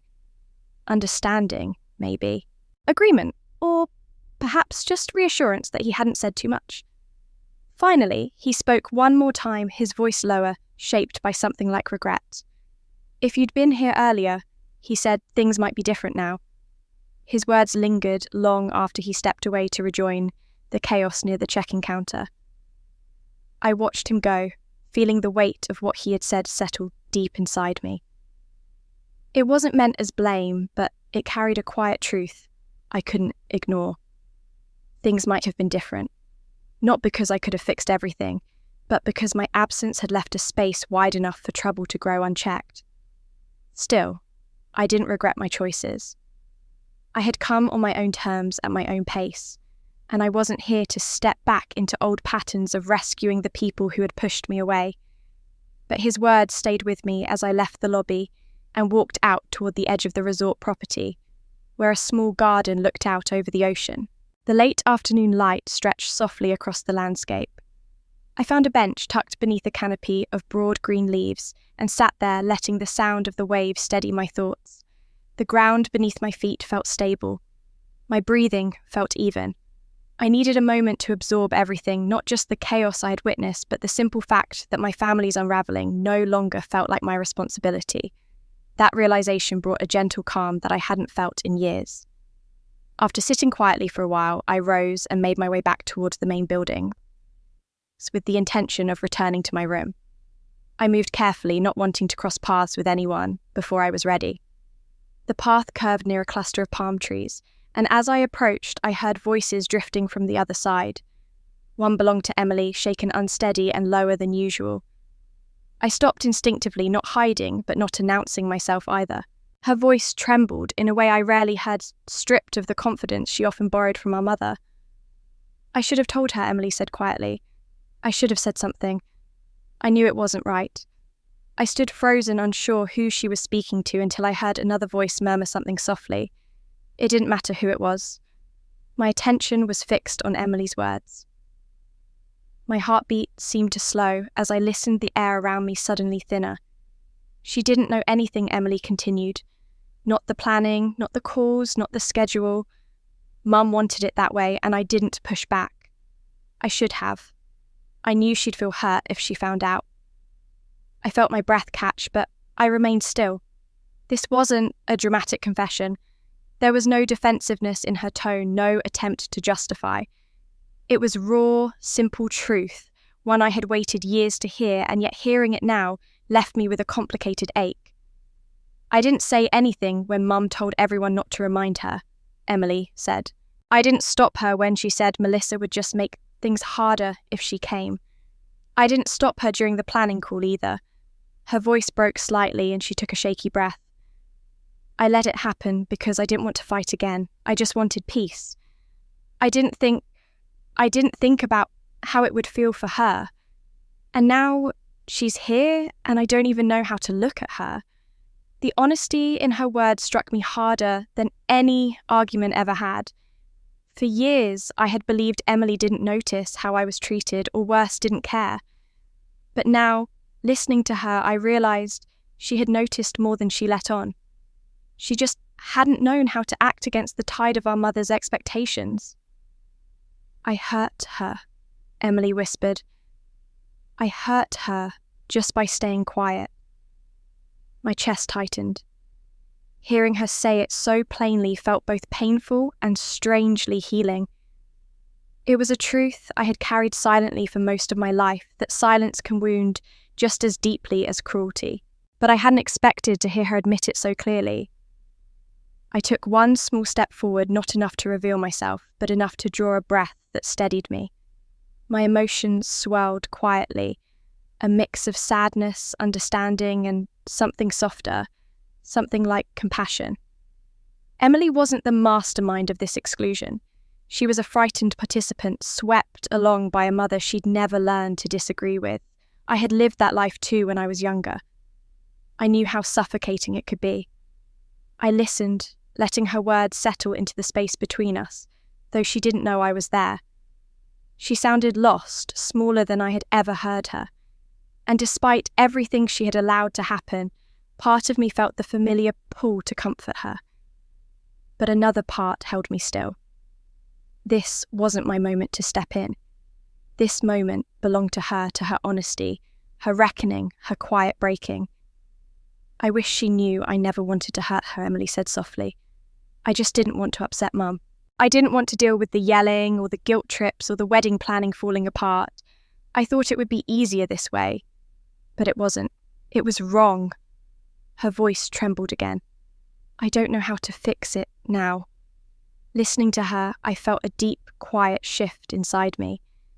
Emily wasn't my opponent. She never had been. She was another daughter shaped and sometimes misshaped by our mother's expectations. Her choices had hurt me, yes, but those choices had sprung from fear, not malice. That clarity didn't erase the pain, but it softened the edges, turning resentment into something more human, more complicated. I was about to step forward, about to let her know I had heard enough to start a different kind of conversation when another voice joined the scene. This one was firmer, older, filled with a kind of weary wisdom that could only come from someone who had watched our family from the outside, yet understood it more deeply than either of us. There was no anger in the tone, only a quiet disappointment that carried far more weight, and I recognized it instantly. But another voice interrupts someone who knows more. I recognized that voice before I even saw her. It carried the soft rasp of age mixed with a firmness that never wavered, a tone I had heard only a handful of times growing up, always when someone needed to speak a truth no one else dared to say. I stepped around the curve in the path just enough to see who stood with Emily, and there, beneath the shade of a tall palm, was Aunt Nora. Her silver-streaked hair glowed faintly in the fading light, her posture steady, her expression gentle but unwavering. Emily stood beside, her eyes damp, shoulders slumped. She looked smaller than I had ever seen her, as though the weight of everything she had been holding in was finally too heavy to carry alone. Aunt Nora's hand rested lightly on her arm, not in comfort alone, but in guidance, like she had been waiting for this moment to arrive. It wasn't your job to protect your mother's feelings, Aunt Nora said softly. And it wasn't your job to stay quiet when you knew something was wrong. Her voice didn't scold. It simply stated the truth. Emily let out a shaky breath. I know, I didn't know how to go against her.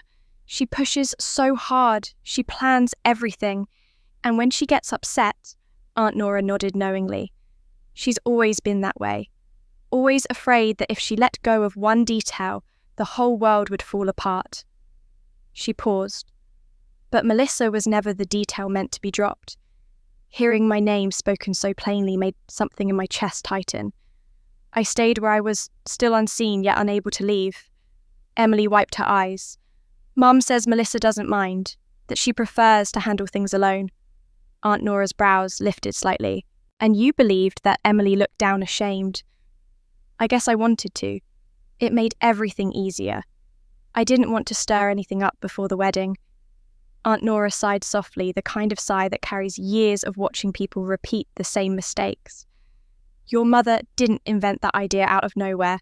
She convinced herself of it when you two were little. She believed Melissa could handle anything. And she believed you couldn't. My breath caught quietly. Hearing those words spoken so directly felt like someone turning a long-hidden key in a lock. Emily frowned. What do you mean? Aunt Nora turned her gaze toward the ocean, as if pulling an old memory from the horizon. Your mother always feared your fragility, even when there was nothing fragile about you.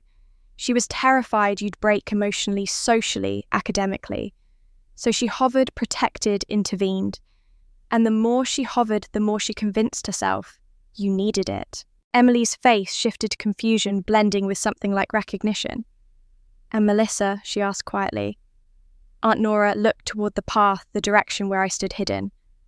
Melissa was the one your mother decided didn't need protecting. She was the strong one, the easy one.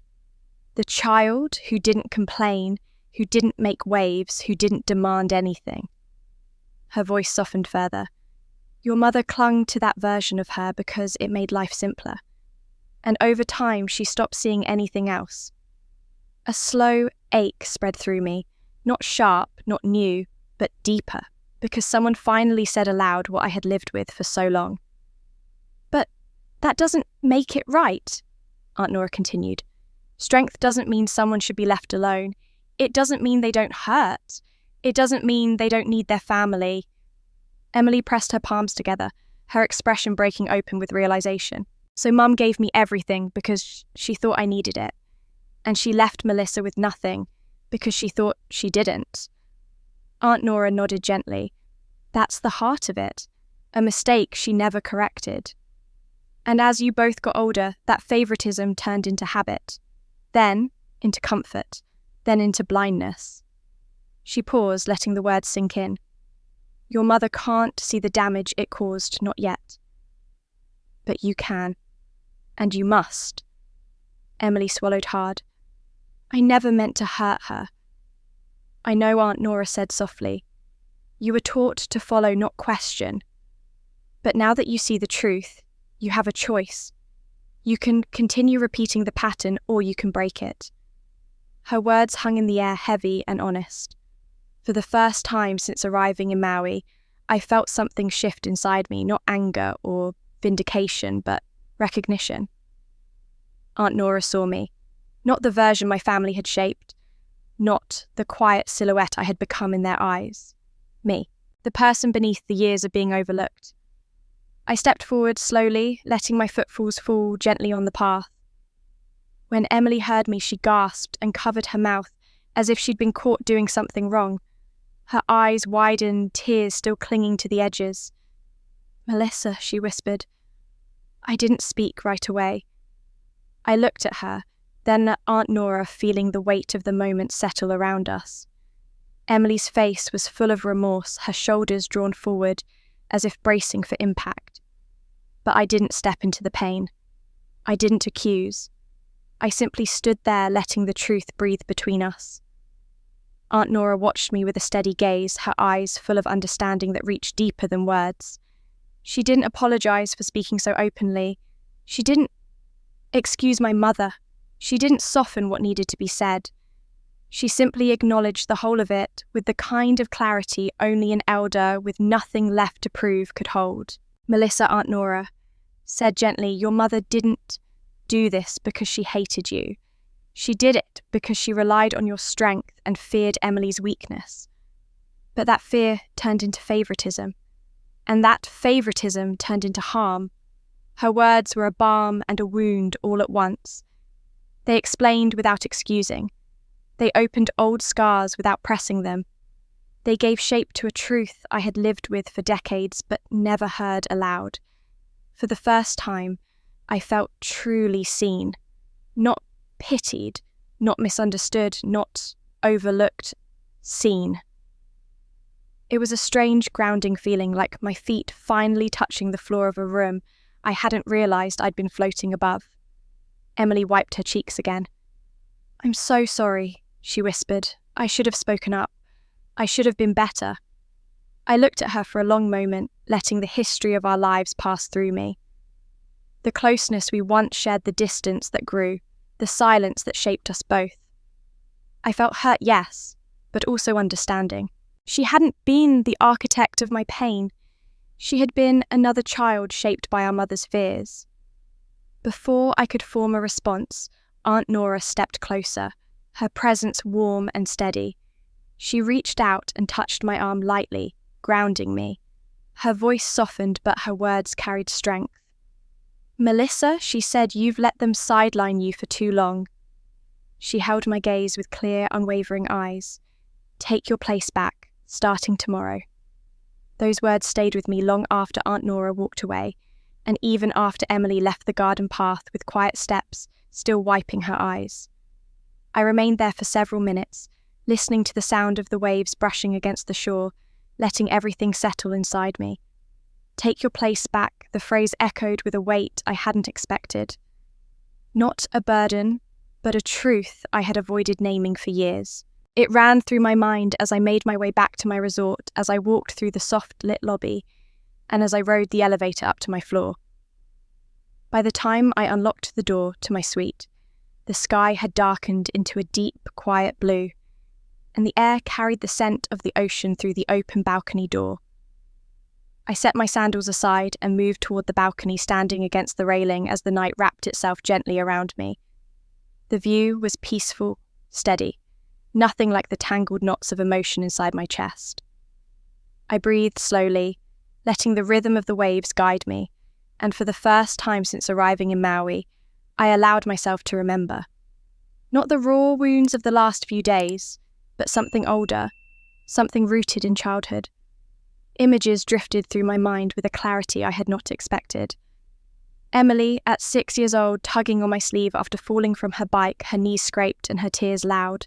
I remembered sitting with her on the curb, holding her hand, while our mother comforted her, but looked to me to stay calm, to stay steady.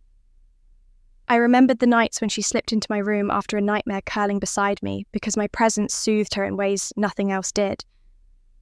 I remembered school projects where she panicked and I quietly finished the hardest parts for her, not because I wanted credit, but because I didn't want to see her upset. Those memories weren't painful.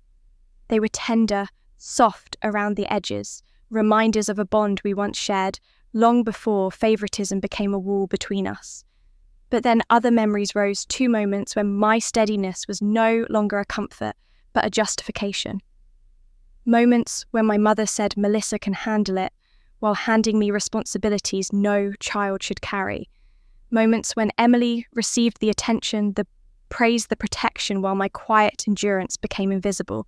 I had accepted it because it was easier than questioning it, easier than asking why my feelings didn't seem to matter as much.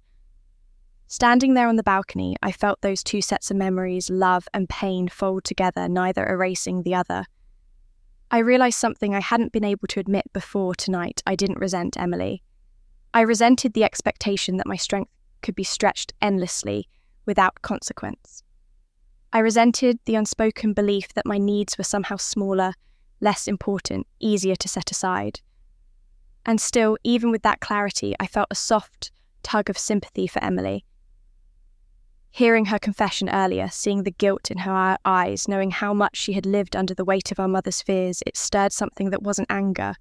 I understood her more now than I ever had. But that understanding couldn't erase my own pain. It couldn't erase the years of being treated as though I didn't need anything. It couldn't erase the feeling of standing outside a family I tried so hard to support. I let myself acknowledge all of it. The compassion, the hurt, the exhaustion, the longing for something different. And then something steadier began to take shape beneath it all. A quiet resolve that didn't depend on confrontation or revenge. I didn't want to tear anything down. I didn't want to fight for dominance or prove anyone wrong. I simply wanted to stand where I should have been standing all along. Not behind Emily, not beneath my mother's expectations, not on the sidelines of my own family. Taking my place back didn't mean stepping on anyone. It meant stepping into myself. I returned inside the suite and sat at the small table by the window looking out at the ocean while I considered what tomorrow might bring. The rehearsal events, the brunch, the additional gatherings, all moments where my absence had already been decided for me. I imagined walking into those spaces with calm, not confrontation. I imagined speaking when necessary, holding my boundaries when they were tested, and letting my presence alone shift the balance. I didn't need a speech or a dramatic reveal. My being there, steady, centered, unshaken, would be enough. I pulled out a notepad from my suitcase and wrote a few simple reminders for myself, not instructions, but intentions.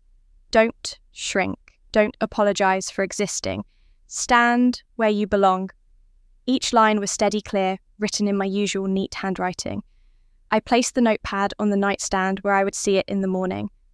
As the hours slipped by and the night deepened, I felt a second layer of clarity settle in me, quiet but firm. I wasn't planning to punish anyone tomorrow. I wasn't planning to disrupt the wedding. I wasn't planning to expose the secret group chat or embarrass my mother. Those actions wouldn't repair anything. What they needed to see, if they were ever going to understand, was that I was no longer willing to disappear to keep the peace. My presence would be my declaration. Sometime later, I changed into soft loungewear, washed my face, and let my hair down, feeling the weight of it fall against my shoulders. The room felt warm and still. I sat on the edge of the bed, letting the quiet hold me for a moment longer. Today had been heavy, emotionally tangled, unexpectedly revealing, but it had led me here to this quiet certainty that tomorrow would be different. I reached for my phone on the nightstand. It had been on silent since earlier that afternoon, and I hadn't felt the need to check it. But now, as I picked it up, the screen lit and a small notification appeared, a single message waiting sent just minutes ago. For a heartbeat, I wondered whether it might be Emily or even my mother, though neither seemed likely. But when I unlocked the screen and saw the sender, my breath paused in my chest. Then, my phone lights up with a message from the groom. For a moment, I simply stared at the screen, unsure whether to open the message or set the phone back down. His name appearing there felt unexpected, almost intrusive, but not unwelcome. A small flutter of apprehension moved through me, not fear, but the quiet awareness that whatever he had to say might shift the days ahead. After a slow breath, I tapped the notification. His message was short but urgent. Could you meet me in the reception lounge? Something's gone wrong. I could use your help. Help. The word lingered longer than it should, pulling at a part of me I thought I had sealed off tonight. I sat there for a few seconds, weighing the request. I hadn't come here to solve problems or to carry burdens that weren't mine. I had promised myself I wouldn't step into the old role of mediator. The role that had swallowed me whole throughout childhood and younger adulthood. But something in his tone, even through text, felt different. It wasn't entitlement. It wasn't assumption. It sounded like respect. He was asking, not expecting. And he was asking because he believed I had something valuable to offer. I rose from the bed, slipped on a light cardigan, and walked out into the hallway with calm, measured steps. The resort was quiet at this hour, the soft glow of wall sconces guiding my way. When I reached the reception lounge, a wide, open room with cushioned seating and a long window overlooking the moonlit pool, I saw him pacing near a corner table. His posture was tight, his hands running through his hair in quick, frustrated gestures. He looked up the moment he heard my footsteps. Relief washed over his face. "Thank you for coming," he said quickly. "I'm sorry to bother you. I didn't know who else to call." I approached him slowly. "What's going on?" He exhaled a long, weary breath. The wedding planner had a personal emergency. She's flying back to the mainland tonight. And the backup coordinator she hired can't get here until late tomorrow afternoon, long after everything is supposed to start. My chest tightened slightly. So there's no one managing tomorrow's schedule. He shook his head, looking lost. No one. And that's only part of it. The florist is stuck at another event and says they can't arrive until an hour before the ceremony. The musicians had a last-minute delay. The transportation company keeps mixing up times. And the officiant just texted me that he'll be cutting it close because of another service across the island. He rubbed his face with both hands. It feels like everything is falling apart at once. And your family, they're already stretched thin. Emily is overwhelmed. Your mother is snapping at the vendors. Your father keeps trying to fix things, but won't sit still long enough to understand what needs to be done. I've been running between calls for 2 hours and getting nowhere. I watched him carefully. He wasn't exaggerating. He wasn't dramatizing. He was simply drowning in responsibilities he hadn't expected to shoulder alone. And I understood that feeling deeply, the frantic scramble to keep everything from collapsing while everyone around you reacted instead of responding. He took a step closer, his voice lowering. "Emily always said you were the one who could keep a dozen moving parts going without losing your head. I didn't want to ask, but could you help me coordinate tomorrow? Just enough to get us through the morning and into the ceremony." The request hit me in a place I hadn't been prepared to examine my sense of competence, of steadiness, of purpose. For years, my family had acted as though my strengths were inconveniences, something to lean on quietly, but never acknowledge. Hearing someone ask directly, openly, respectfully, awakened something I hadn't expected: pride. But I needed to be honest with myself and with him. I took a breath. "I'm willing to help," I said, "but not because I owe them anything." He nodded immediately. "I understand, I'll help." I continued because I want to, for my own reasons. not to rescue anyone, not to fix their decisions, just because it feels right to step into something with clarity instead of resentment. His shoulders relaxed, and for the first time since I arrived, I saw something like hope flicker across his face.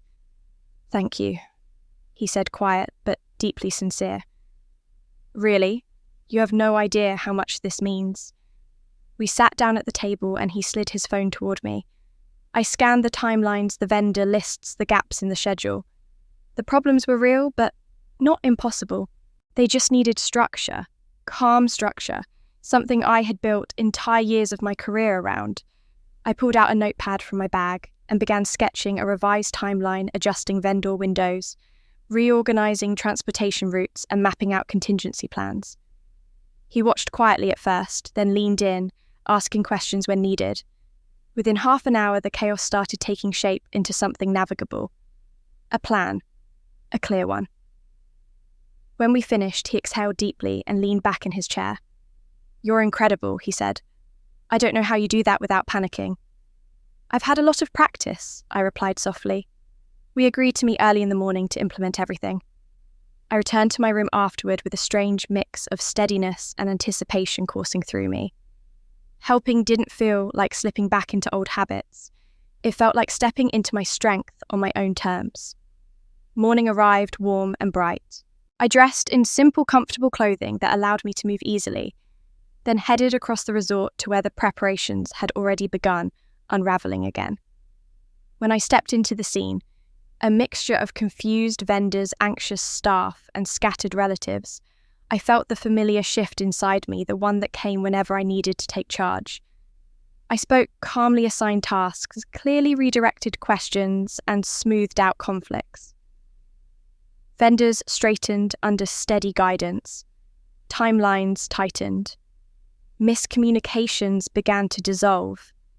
Each small success felt like planting a flag in ground I had long been denied, not as a victory over my family, but as a return to myself. Time moved quickly, but with purpose. The groom checked in several times, each visit filled with gratitude and relief. My family, busy, stressed, distracted, didn't notice me, and that was fine. I wasn't doing this for their approval. I wasn't doing it for recognition. I was doing it because competence felt like its own kind of peace. By midday, the last of the vendors arrived, the setup was flowing, the revised schedule was running smoothly, and even the resort staff seemed calmer. The groom approached me again, his expression filled with disbelief and gratitude. By noon, the entire wedding was running smoothly again, thanks to me. By the time the clock nudged past noon, the resort grounds buzzed with a kind of calm productivity that hadn't existed even 24 hours earlier. The setup crews moved with steady coordination, the florists arranged the last of the centerpieces without rushing, and the transportation staff waited neatly at their designated spots. From a distance, the whole scene looked almost peaceful, like a well-planned event unfolding exactly the way it was meant to. None of it hinted at the chaos the morning had started with. None of it pointed toward the hours I had spent quietly rearranging schedules, redirecting vendors, and offering guidance to frazzled workers who had been preparing for disaster. I stood near a shaded walkway that curved around the back of the venue lawn, deliberately out of sight, but able to observe the growing buzz of family members who were now beginning to arrive for the rehearsal brunch. Their voices sounded lighter, filled with the kind of relieved chatter people use when they think luck has swung back in their favour. I could almost predict their reactions before I heard them. My family had always preferred to assume good fortune simply fell into place for them, rather than consider the possibility that invisible hands had made it so. My mother was the first to appear at the edge of the lawn, her posture tall, her expression already settling into its familiar mask of confidence. She scanned the setup with wide eyes, and for a moment genuine surprise crossed her face. "Well," she murmured loud enough for those near her to hear, "it looks like the resort pulled itself together after all." My father released a low whistle as he took in the fully arranged tables and the precisely laid decor. "I'll be honest," he said. "I thought we were in trouble this morning. Looks like these people know what they're doing." "These people," I repeated internally, with a small, quiet exhale. Around them, relatives echoed the same sentiment expressions of relief, mixed with casual praise for the resort staff. A few guests commented on the professionalism of the vendors, admiring the floral arrangements or the carefully coordinated seating. Somewhere near the entrance, a cousin remarked loudly that maybe the hotel had upgraded their service to compensate for yesterday's mistakes. I listened without reacting. None of them imagined the truth that a daughter they had conveniently left behind had stepped in and stitched their event back together while they mourned their missing suitcases and misbooked rooms. And I didn't need them to know.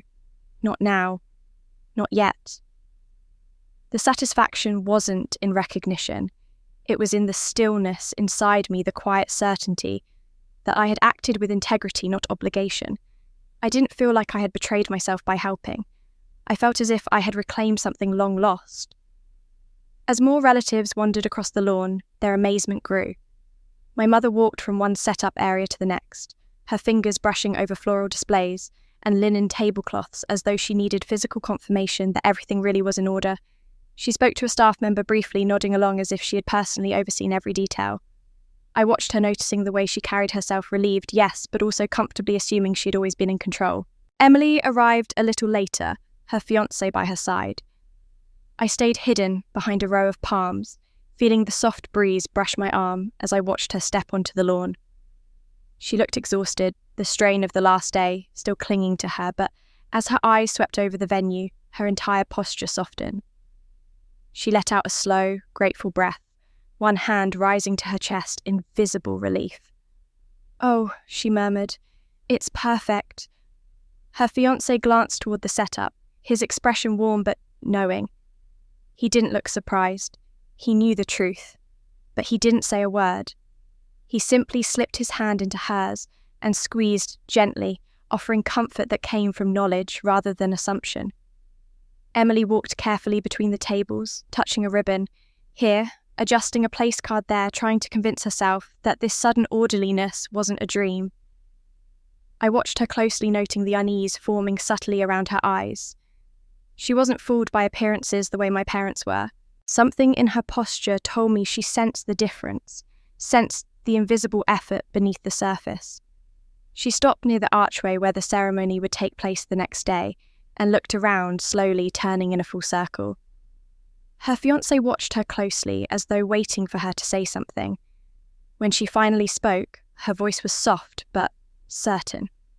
"Someone helped," she said. "I don't know who, but someone stepped in." Her fiancé didn't respond. He simply kept her hand in his, letting her arrive at her own conclusion.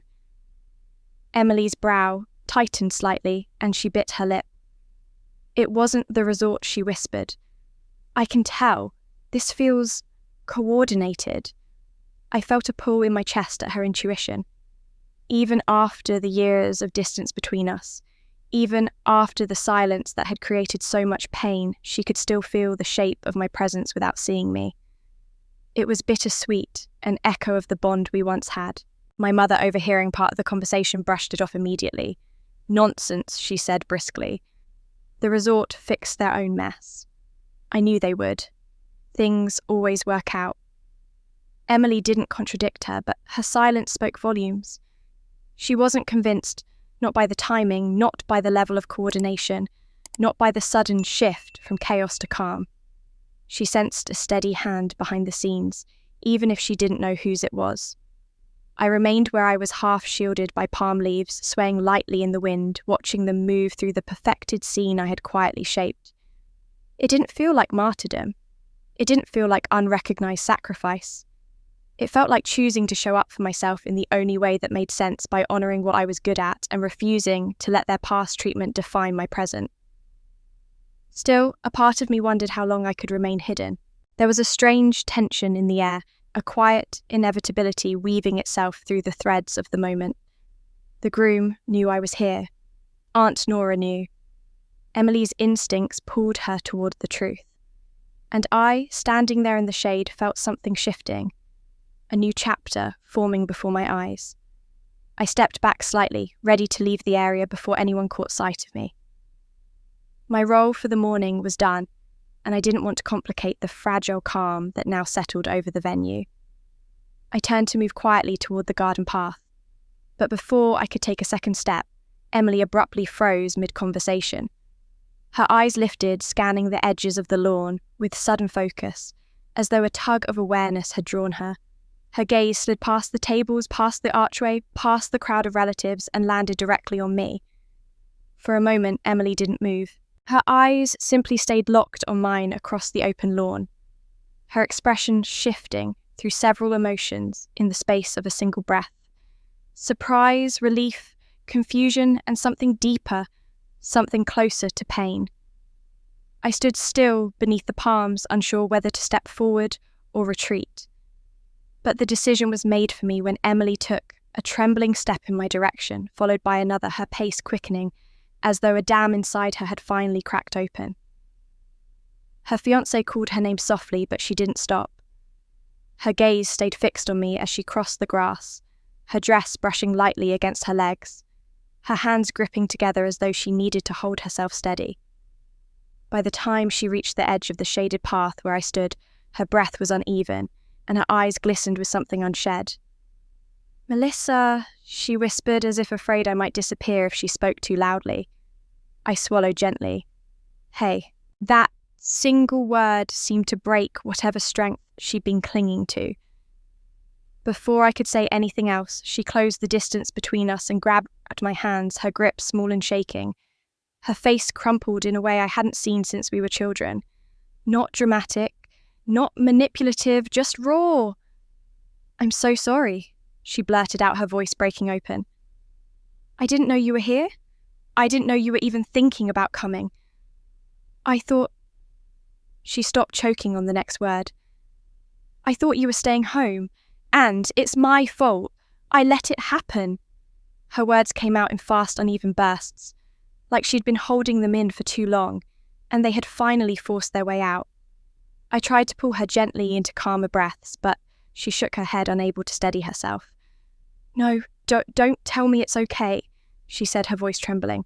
"I've been telling myself it was okay for months, and it wasn't. It wasn't right. I hurt you. I didn't stand up for you. I didn't even tell you what was happening." A deep ache formed in my chest, the kind that comes from hearing the truth you always suspected but never thought you would receive. Emily pressed a hand to her forehead, shaking as she spoke. "Mum said you'd probably be too busy. She said you'd handle your own travel anyway. She said you never make a fuss about anything. And I let her say it. I didn't argue. I didn't fight. I figured it was easier to let her handle things. And now I see how selfish that was." Her shoulders fell and she looked down as though the weight of her own guilt was finally too much to hide. "I didn't want to deal with another argument with her," she said softly. "She's been so intense about the wedding. I've been trying to keep the peace, and Her voice faltered. "I chose peace with her over fairness to you." Hearing that landed heavily inside me, stirring something old and familiar, a memory of being the one who smoothed over fears, who stayed steady when others unravelled. Part of me wanted to tell her she didn't have to explain, that it wasn't necessary to rehash the details, but that would only be repeating the old pattern again, me shrinking down to make everyone else feel better. So I stayed still. I listened. I let her words exist without rushing to soothe her. When she lifted her gaze again, her face was streaked with tears. "I should have told Mum that excluding you was wrong," she said.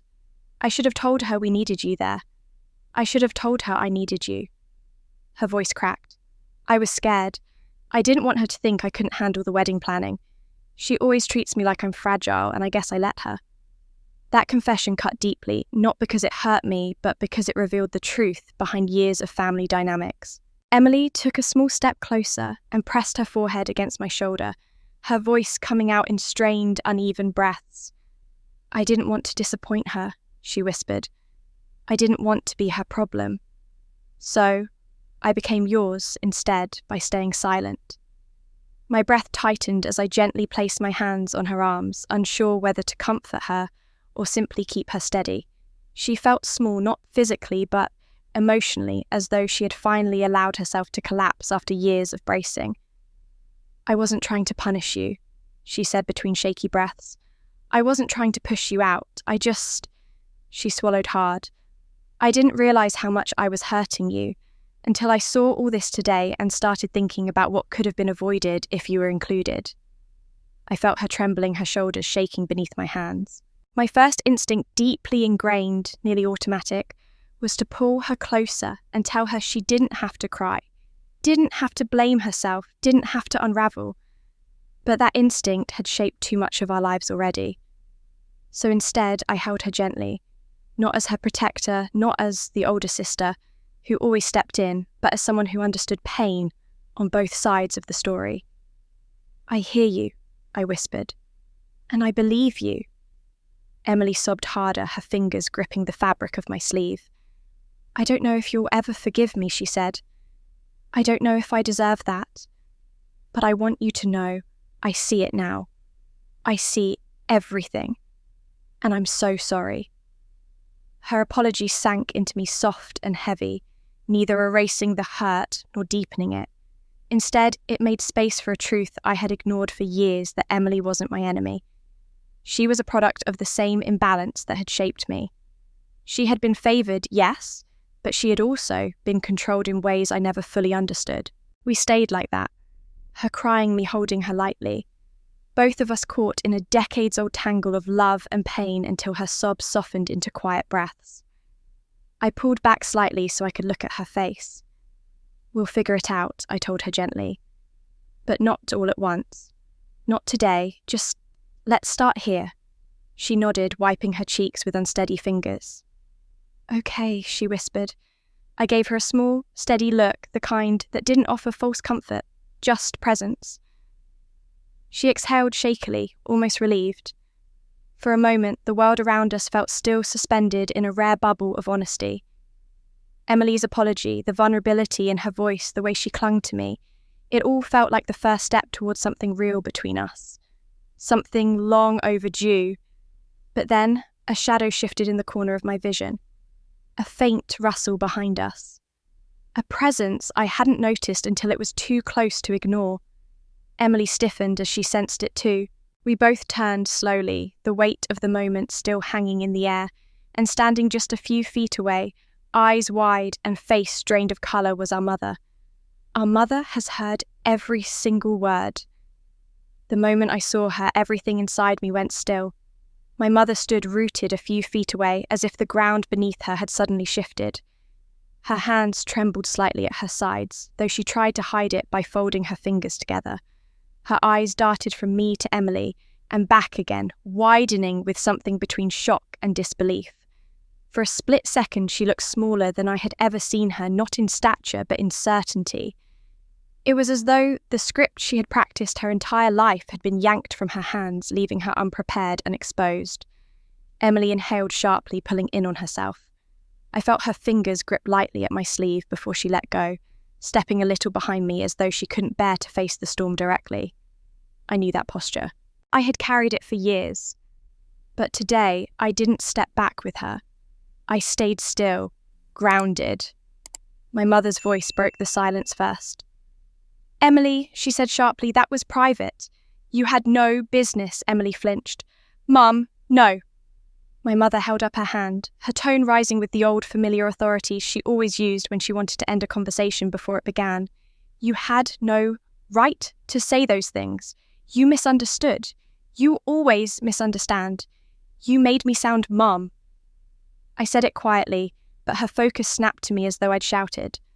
Her mouth closed mid-sentence, her eyes widening just a fraction. I don't think she expected me to speak. Not now, not like this. Not in front of witnesses. I took a slow breath, steady and even. Emily didn't misunderstand anything. My mother stiffened. "Melissa?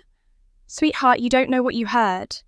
I was only trying to—" "I know exactly what I heard," I said calmly. "Just like I know exactly what I've lived." For a brief moment she looked stunned, as if no version of reality existed where I would correct her openly. Her instinctive response came out sharp. "This is not the time to make a scene. There isn't a scene," I replied, keeping my voice low and controlled. "There's just the truth." Emily's breath hitched. She looked at me with something like awe and guilt tangled together. My mother opened her mouth to speak again, but I continued before she could redirect the narrative. You left me out, not by accident, not because things got busy. You left me out on purpose. You made a choice and Emily let you because she was afraid of disappointing you. But the choice was yours. Her face reddened. I was overwhelmed. You don't know I do know, I said. I've known for years, and I've accepted it quietly for years. That's the difference between us. I didn't raise my voice. I didn't need to. The steadiness in it carried more weight than volume ever could. I was always the one who didn't need anything. The one you thought would never break. And Emily was the one you were terrified of hurting. My mother's jaw tightened. That's not true. It is, I said gently. And you just heard Emily say it. You protected her feelings and dismissed mine. You assumed my strength meant I wouldn't feel left out. But being strong doesn't mean a person doesn't hurt. Emily pressed her palms together, tears pooling again. Mum, she's right. My mother turned sharply toward her. You're emotional. This is your wedding weekend. You're overwhelmed. Stop, Emily said quietly, wiping her cheek. I'm overwhelmed because of everything you pushed on me, and because I finally told the truth. My mother's breath stuttered, thrown off course. I could see the old reflex in her, the reflex to regain control, redirect the conversation, dismiss anything that threatened her sense of order. She tried again. Melissa! Sweetheart, you're reading too much into this. We didn't know if you wanted to come. You're always so busy and we didn't want to burden you. You never ask for anything, and you treated that as permission to give me nothing. I answered softly, not even information, not even consideration. You didn't just forget to include me. You built an entire event around not needing me. She opened her mouth, but no words came. Her eyes glistened and she blinked rapidly, as if fighting back tears she refused to let fall. At that moment, soft footsteps approached from behind my mother. Aunt Nora moved into view, her expression steady, her eyes sharp with quiet truth. She didn't look angry, just deeply disappointed. Mary, she said softly, you did this. You've been doing it for years. It's time to stop pretending you don't know how it happened. My mother's head jerked toward her sister. Nora, don't start with me. But Aunt Nora stepped beside me, not confrontational, but resolute. The girls are adults now. They see what you've done more clearly than you think, and they're hurting because of it. My mother blinked rapidly, unable to respond. The cracks in her composure were no longer subtle. They were widening, spreading across every carefully curated piece of authority she had always held. Then another figure approached. Emily's fiancé stepped forward, stopping just behind Emily, offering silent support. His presence didn't threaten my mother, but it made the moment heavier. He had heard enough earlier to understand the context. Now he stood there quietly, choosing his side without a word.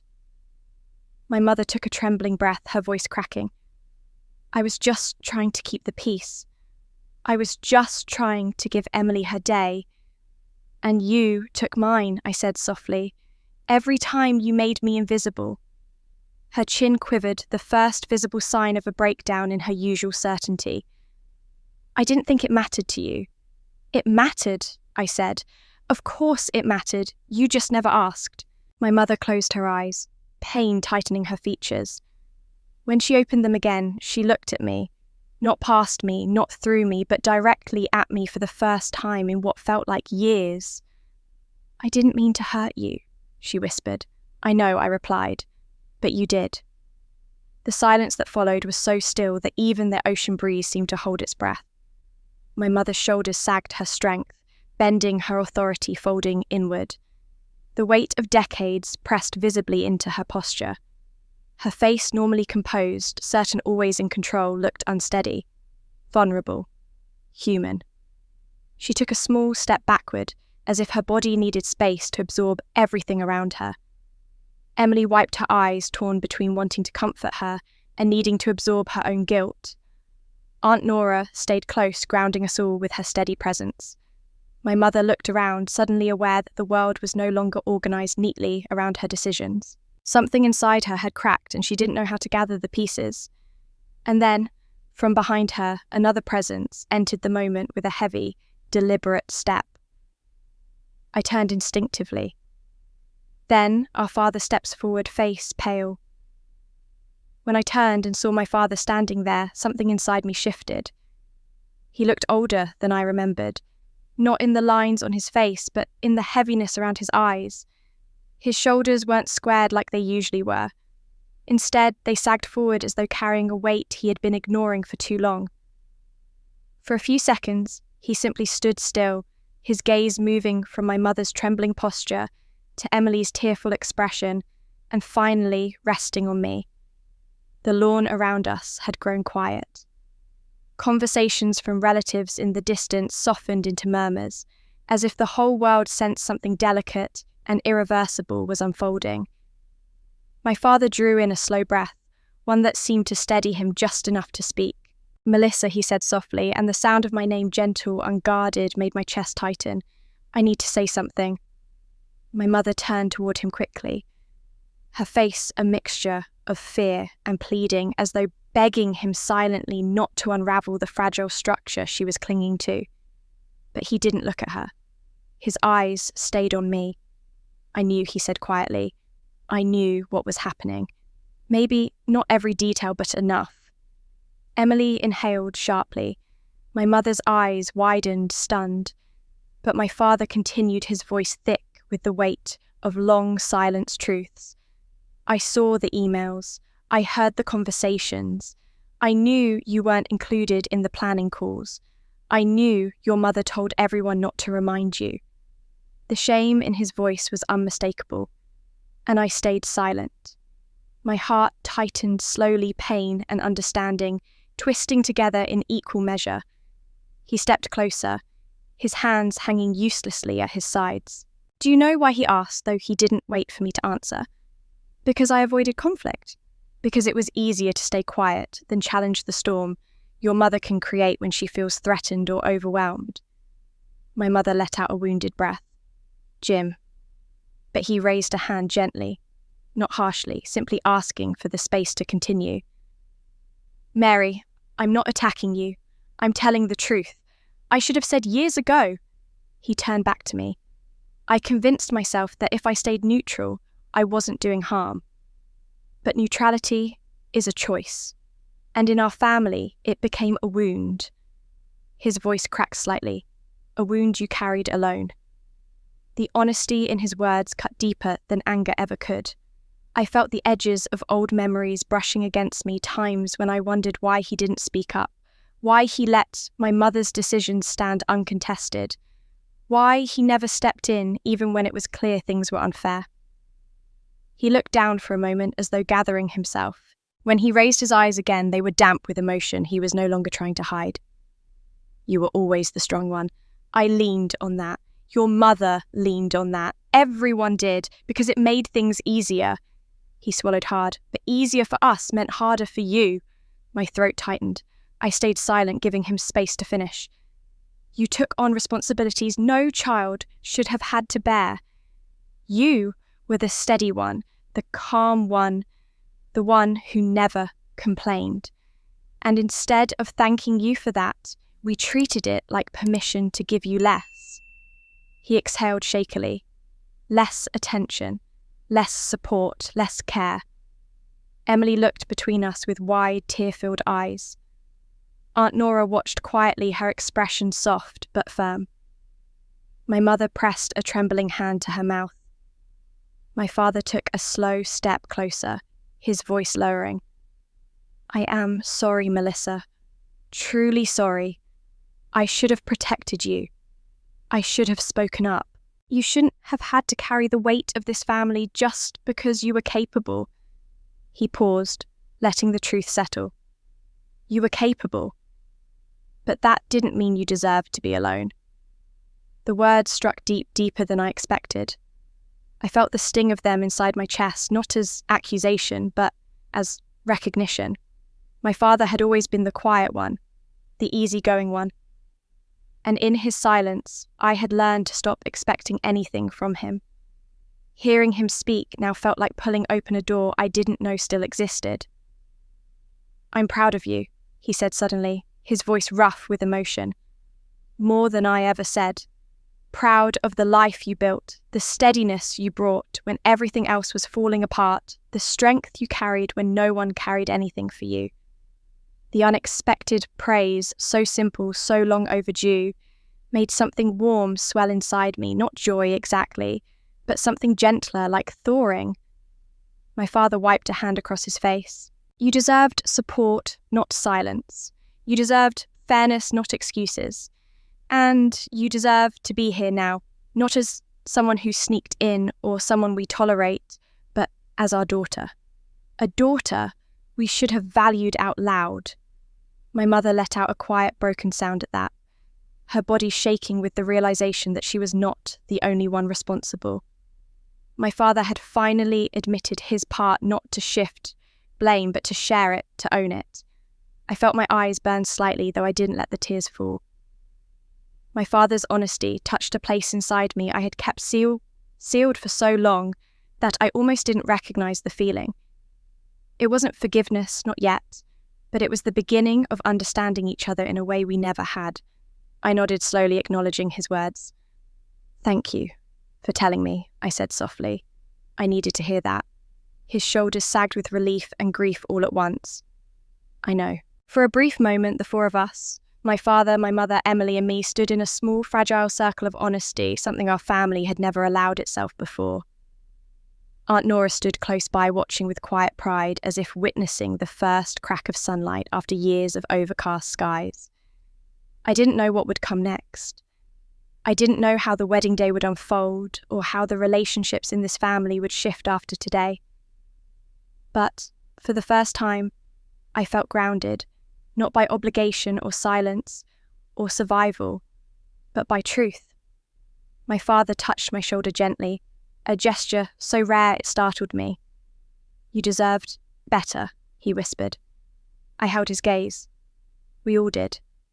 And then, cutting cleanly into the moment, slicing through the tension and the tenderness at once, the soft melody of strings floated across the lawn. Then the ceremony music begins. The first notes drifted across the lawn, soft, delicate, floating like a thin veil in the warm air. It should have felt peaceful, the kind of moment that quiets the world and gathers everyone into a shared breath. But instead, a ripple of tension ran through our small circle as the music urged us forward. The truth had been spoken, my truth, Emily's admission, my father's confession, and now the rhythm of the wedding was pulling us into a space where none of us had any time left to react. Guests began to gather their dresses, sweeping lightly across the grass, their shoes sinking gently into the softened ground. Some carried small fans, others held programs printed with Emily and her fiancé's names in gold lettering. Laughter and chatter drifted around us, light and pleasant, unaware of the storm that had just passed through the core of the family hosting the event. But whispers, small ones, cautious and curious, threaded through the crowd. Something happened this morning. I heard the bride was crying earlier. They looked tense over by the gardens. They fixed everything so fast. I wonder who helped. People always notice more than they admit. I felt their glances brushing past me, not sharp enough to be rude, but curious enough to make me draw a steadying breath. I didn't want attention. I didn't want explanations. I only wanted to sit somewhere quiet, somewhere I could be present without stepping into the centre of a spotlight that had never been meant for me. I slipped toward the back row of chairs, taking a seat beneath the shade of a tall plumeria tree. From this distance, I had a clear view of the aisle, the flower-lined archway and the soft glow of the ocean behind it. It was a beautiful setting, almost too beautiful for the heaviness I still carried inside. Across the rows, my mother sat rigidly in the front, her posture too straight, her hands clasped tightly together in her lap. My father sat beside her, quieter than usual, his focus turned inward as though replaying every word he had just spoken. Neither of them looked back at me, though I sensed both of them were aware of where I sat. They didn't know how to approach me, not yet, and I didn't know how to receive them, so distance was safer for all of us in this moment. Emily appeared at the edge of the lawn, her arm wrapped around her fiancé's, as the wedding coordinator signalled them for the processional lineup. Even from far away, I saw her eyes searching. When she found me, a soft, grateful smile touched her face, small, almost tentative, but warm. She held my gaze for a moment longer than expected, a silent acknowledgement of everything that had happened, everything we had said, everything that still lay unsaid. Then she took her place behind the bridesmaids, breathing deeply, as the music shifted to the tune meant for her walk. I straightened slightly in my chair, sensing her nerves from across the space. The moment she began her walk, slow, steady, emotional, I felt something tight inside me loosen. Not forgiveness, not resolution, but a beginning. As she moved down the aisle, she glanced in my direction again, her eyes full of gratitude that made my throat tighten unexpectedly. She wasn't asking for reassurance. She wasn't asking for approval. She was simply sharing the moment with me, in a way she hadn't shared much in years. The ceremony unfolded gracefully. The officiant spoke with warmth and practiced ease. Guests dabbed their eyes at small, sweet details in the vows. The sunlight glowed a warm gold across the archway. Every carefully arranged piece, every vendor, every detail I had coordinated that morning quietly performed its role. And none of the guests had any idea how close the entire event had come to falling apart. From my seat in the back, I watched everything unfold smoothly, almost too smoothly. I felt pride in the calm I had helped restore, but it was tangled with a steady undercurrent of unresolved emotion. My family sat in the front row, as though the morning had been nothing more than a passing inconvenience. My mother kept her chin lifted, though her eyes were still glassy. My father stared at the couple with an expression that carried both joy and remorse. Emily, radiant and trembling with emotion, kept glancing subtly in my direction whenever she could. Even as the vows were exchanged, I felt the unresolved threads pulling quietly at the edges of my thoughts. There were apologies yet to be spoken, boundaries yet to be set, conversations waiting on the other side of this ceremony like waves gathering strength. Still, I let myself smile when Emily's voice shook during her vows. I let myself breathe when her fiancé looked at her with tenderness that made the air feel lighter. I let myself feel the beauty of the moment, even if it was layered over hurt that would take time to heal. And then, just as the officiant reached the final portion of the ceremony, he closed his book for a brief moment and turned to the crowd with an unexpected smile. "There's something I want to say before we continue," he announced, lifting his voice enough for every row to hear. A ripple of confusion moved through the guests. Emily and her fiancé exchanged puzzled looks. My mother stiffened, anxiety flashing across her face. The officiant continued warmly, completely unaware of the tension simmering in the front rows. Before the ceremony began, I was informed that this wedding almost didn't come together today. A number of crises happened at once, vendors delayed schedules, shifting the planner, leaving unexpectedly. Guests murmured softly. My mother paled. But I was also told, the officiant said, smiling, that one person stepped forward and quietly put everything back in motion. My heart stilled. Emily's fiancé glanced subtly toward me, a faint, grateful smile forming. The officiant lifted his hands in a gesture of appreciation. "So, before we conclude the vows, I want to publicly thank the person who saved this wedding today." A hush fell across the gathering. Heads turned, eyes searched the lawn, and I felt my pulse beat once hard and loud. He thanks the person who saved this wedding today. A hush fell over the lawn so suddenly it seemed even the ocean paused. The officiant's words hovered in the warm air, delicate and impossible to ignore. I felt more than saw the shift ripple through the guests, people leaning forward, turning their heads, glancing at one another as curiosity swelled around us, like a rising tide. My pulse beat once hard beneath my ribs. The officiant looked out over the seated rows, clearly expecting someone to step forward or wave a hand. When no one did, he smiled and said, "I believe it's only right to acknowledge them before we continue." But before he could go on, the groom stepped forward. Calmly, deliberately. His hand brushed lightly against Emily's arm, reassuring her before he turned fully toward the crowd. His expression was warm but serious, and for the first time since the ceremony began, all eyes shifted to him. "I want to say this myself," he said. His voice wasn't loud, but it carried in a way that made everyone still completely. Because without this person, we wouldn't be standing here right now. Emily's eyes widened. She looked at him, then at the seats behind her, searching instinctively for me again. My breath caught, but I didn't move. My hands rested in my lap, fingers curled around the program, steady, only because I refused to let them tremble.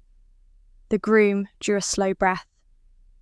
"The person who saved this wedding today, the reason the vendors are here, the reason the schedule held, the reason everything is running smoothly." He paused, and I felt the entire crowd holding its breath with him. "Is Melissa Gray." A wave of sound rose instantly, gasps, whispers, heads turning sharply in my direction as though they needed visual confirmation that I actually existed. A few people even stood slightly from their chairs to get a clearer look. I felt dozens of eyes land on me at once. Surprise, confusion, curiosity, recognition, and even something like outrage, though it wasn't aimed at me.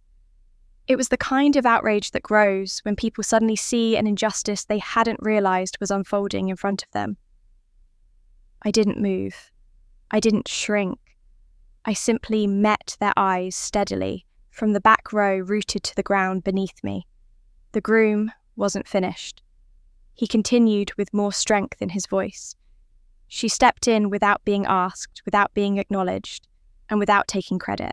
She put everything back together, and she did it before most of you even realized anything was wrong. More murmurs. People looked at one another, then back at me with faces now filled not just with curiosity, but admiration. Some nodded. Some whispered my name. Others looked toward the front row, toward my parents, with expressions that were no longer soft. I saw the shift happen in real time, the way awareness is spread through the guests like light touching the corners of a dim room. They put pieces together. They remembered seeing my family scrambling earlier in the day. They remembered not seeing me among them. Emily turned fully toward me, emotion rising in her eyes. She reached out a hand just slightly, before remembering she was standing mid-ceremony. She blinked hard, then stepped closer to the microphone, held by the officiant. "Melissa," she said, her voice trembling enough that the microphone picked it up. Could you stand, please?"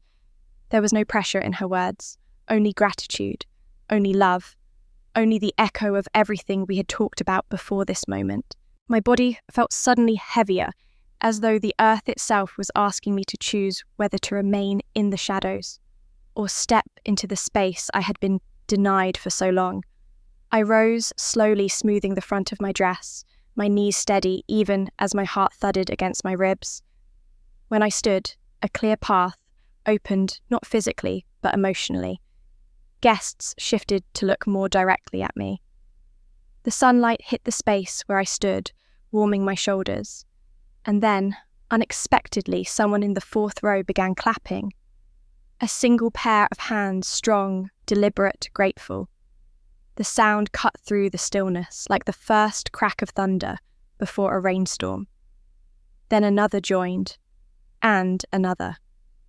The applause spread outward until the entire venue was filled with hundreds of palms striking together in a sound that felt overwhelming in its sincerity.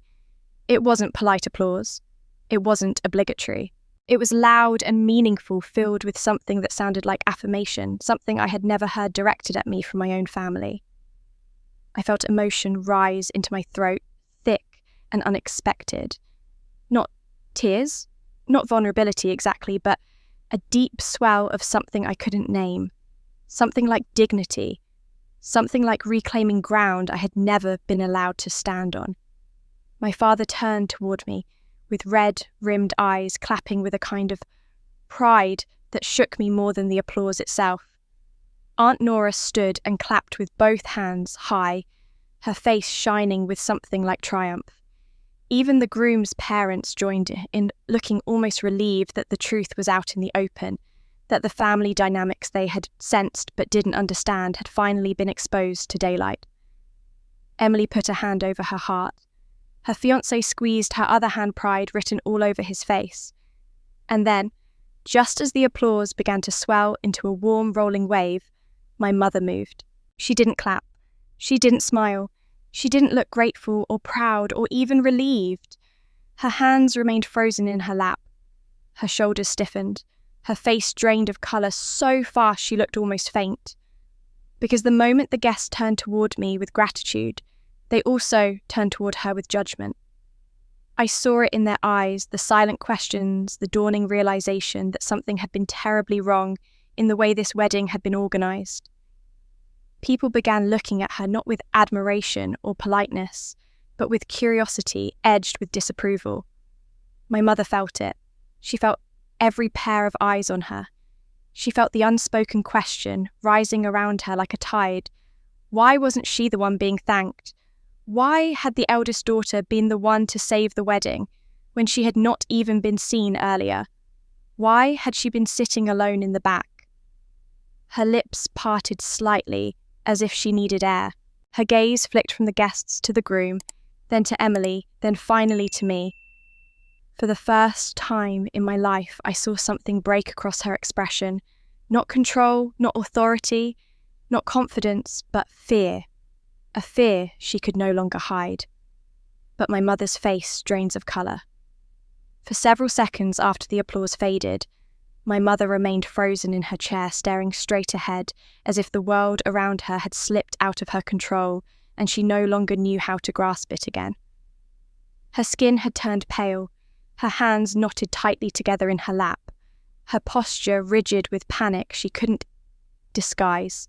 I could almost see the thoughts racing behind her eyes, her reputation, her authority, her carefully maintained image cracking in front of an audience she had always believed she could manage. When the ceremony ended and guests began to drift toward the reception area, the first wave of whispers followed her like a shadow. People stepped around her with polite smiles, but their eyes told another story: confusion, disbelief, and a sharpening awareness of her role in what had happened. My father hovered quietly beside her, uncertain whether to guide her forward or give her space. Neither option seemed to comfort her. As the guests moved toward the decorated dining area, a group of older relatives, my mother's own cousins, a few retired aunts, a couple of uncles broke away from the crowd and headed directly toward her. Their expressions weren't soft. They weren't curious. They were stern in a way only older family members can be when a boundary has been crossed. Martha, one aunt said, her eyebrows lifted sharply. Why was Melissa in the back row? And why wasn't she listed on the VIP seating with the rest of the immediate family? Another asked, arms crossed tightly. My mother stiffened, forcing her lips into a thin, brittle smile. Oh, that must have been a mix-up. The hotel probably... No, an uncle cut in. We checked the programme. Her name wasn't there. My mother faltered. Her eyes flickered toward me for a brief second, as if trying to silently will me into helping her. But I didn't move. I stood a short distance away, my hands loosely clasped, watching the moment unfold without stepping in to cushion it. For the first time in my life, her consequences weren't falling on me to manage. One of the older aunts stepped closer.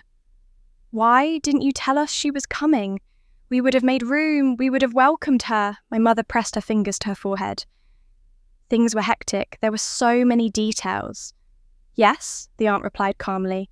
And yet Melissa was the one who fixed those details, not you. The blow landed with quiet precision. My mother swallowed hard, her eyes darting around desperate for an ally.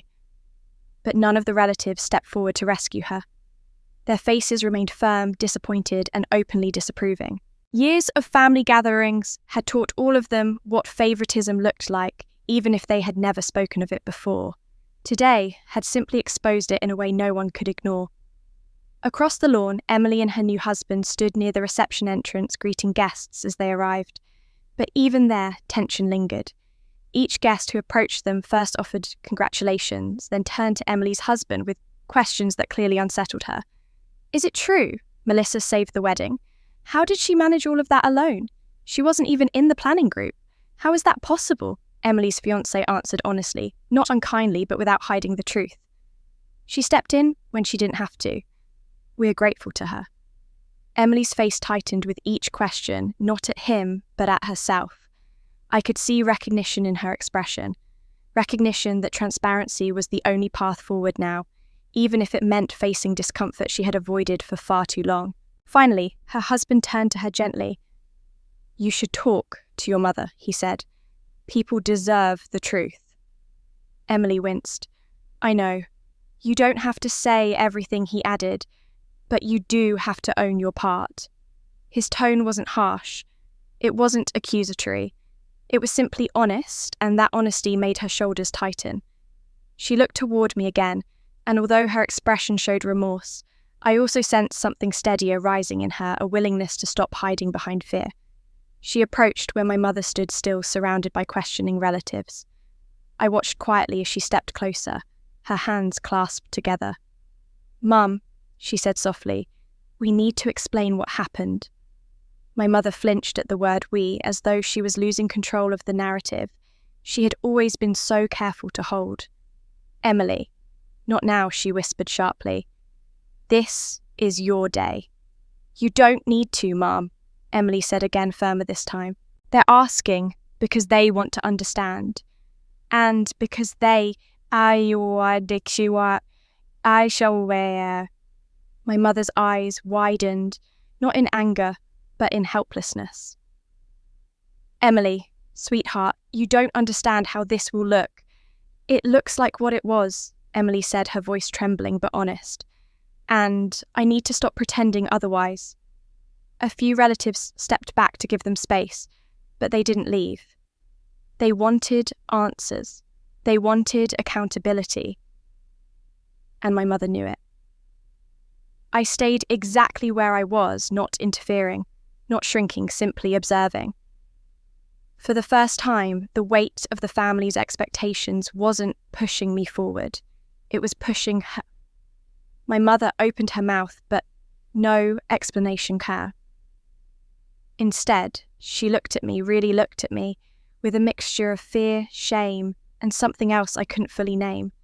Maybe regret. Maybe the beginnings of reflection. But before she could speak, one of the uncles said aloud what many were already thinking. Why wasn't Melissa included in the planning at all? Another aunt added, why did she have to buy her own flight last minute and stay at another resort?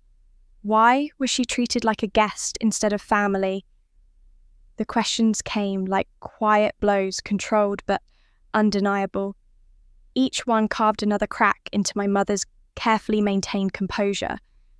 Her breathing grew shallow, her gaze falling to the grass as though she could no longer bear looking at the people confronting her. Behind her, my father hovered helplessly, unable to shield her from the scrutiny he had once silently helped protect her from. He reached a hand toward her shoulder, but stopped halfway, as if unsure whether his touch would steady her or shatter her further. The guests weren't harsh, they weren't cruel, but they were deeply disappointed. And that disappointment, spoken openly and fearlessly by elders she had always respected, carried more weight than any argument I could have had with her alone. She tried to answer. Once, twice, but no words came. Only tears she fought desperately to blink back. It was the first time I realised that consequences don't always arrive with raised voices or dramatic scenes. Sometimes they arrive quietly in the steady, unflinching disapproval of people who have witnessed your behaviour and finally choose not to look away. The air shifted again. Not harshly, not loudly, but with unmistakable finality. The older relatives didn't leave. They waited, expecting something honest, an acknowledgement, an apology, a truth. My mother stood trembling, unable to give any of it. I felt something loosen inside me, not victory, not revenge, but the weight of finally being seen by the people who had overlooked me for so long. Then, through the murmurs and the tension, a calm voice rose. A voice that cut through the noise not with force, but with the authority of someone who had said nothing until now, because she had been waiting for the right moment. Aunt Nora stepped forward. Then, Aunt Nora speaks the final blow. When Aunt Nora stepped forward, the entire circle of relatives seemed to shift around her, as though making space for a truth they all sensed was coming. She wasn't tall, she wasn't loud, and she wasn't dramatic, but she carried the kind of presence that made people straighten unconsciously, the kind that had guided family gatherings for decades, even without holding any formal authority. She stood in front of my mother, who looked small and cornered, her eyes red, her breath unsteady. Aunt Nora's gaze softened for a brief moment, as though acknowledging the pain behind the defensiveness. But then her expression hardened, not cruelly, but with the firmness of someone who loved this family enough to tell the truth no one else had been willing to voice. "Mary," she said, her voice clear enough that even those several feet away paused their conversations. "Family does not mean you get to mistreat one child to comfort another." The words landed with a weight that didn't need volume. Guests nearby fell silent, heads turned. Even the servers paused mid-step. My mother inhaled sharply, as if struck. Aunt Nora didn't hesitate. "Family is no excuse to hurt your own child." That was the blow.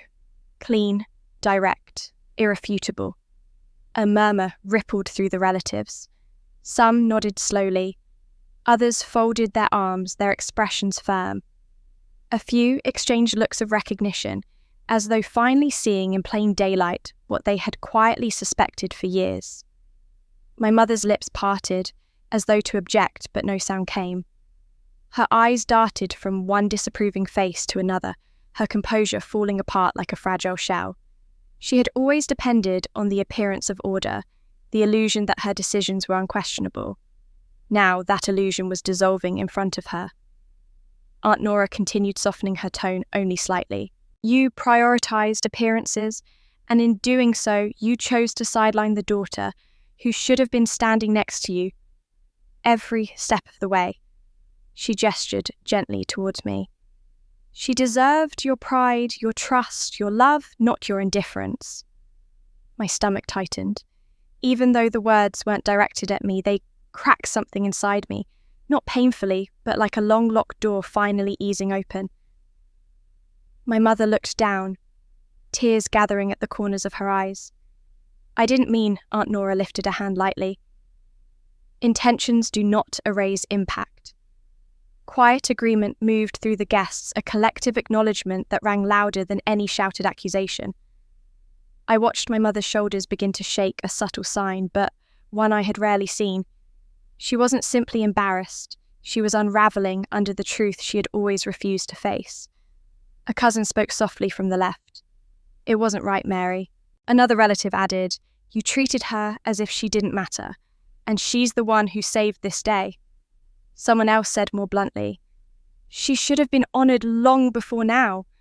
My mother swallowed hard. Her hands trembled as she tried to clasp them together, but they wouldn't steady. She opened her mouth again, but the words tangled in her throat. For years she had relied on confidence to mask insecurity. Now that mask was cracked beyond repair, and everyone could see what lay beneath it. Emily stepped closer, not to defend her mother, but to stand beside the truth. Her voice was soft, almost pleading, but firm. "Mum, we can't pretend anymore." My mother turned toward her daughter with eyes full of desperation, as though hoping for sanctuary she could no longer find. "Emily, sweetheart, please." Emily shook her head gently. "I love you. But what we did was wrong." She drew a shaky breath. "Especially what you did." It was the first time I had ever heard Emily address our mother so directly, without shrinking, without bending to avoid confrontation. Her honesty seemed to slice through the air with quiet strength. My mother let out a sob she tried to swallow. "I was trying to protect you." Aunt Nora's eyebrows rose. And who was protecting Melissa? The question echoed outward, settling heavily in the space around us. My mother had no answer. Not one she could defend, not one that matched the reality exposed in front of her. I stood silently a short distance away, my hands clasped loosely in front of me. I didn't interrupt. I didn't step forward. I didn't soften the blow or come to her rescue. For the first time in my life, I allowed the truth to stand without cushioning it with my silence. And strangely, standing still felt powerful. My silence wasn't cold. It wasn't cruel. It was simply honest, a refusal to absorb blame that was never mine, a refusal to fix a wound I didn't create. My mother's breathing grew uneven. Her gaze drifted helplessly across the faces of people she had relied on for approval, people she had assumed would support her unquestioningly. Instead, she found only disapproval, disappointment, and confusion.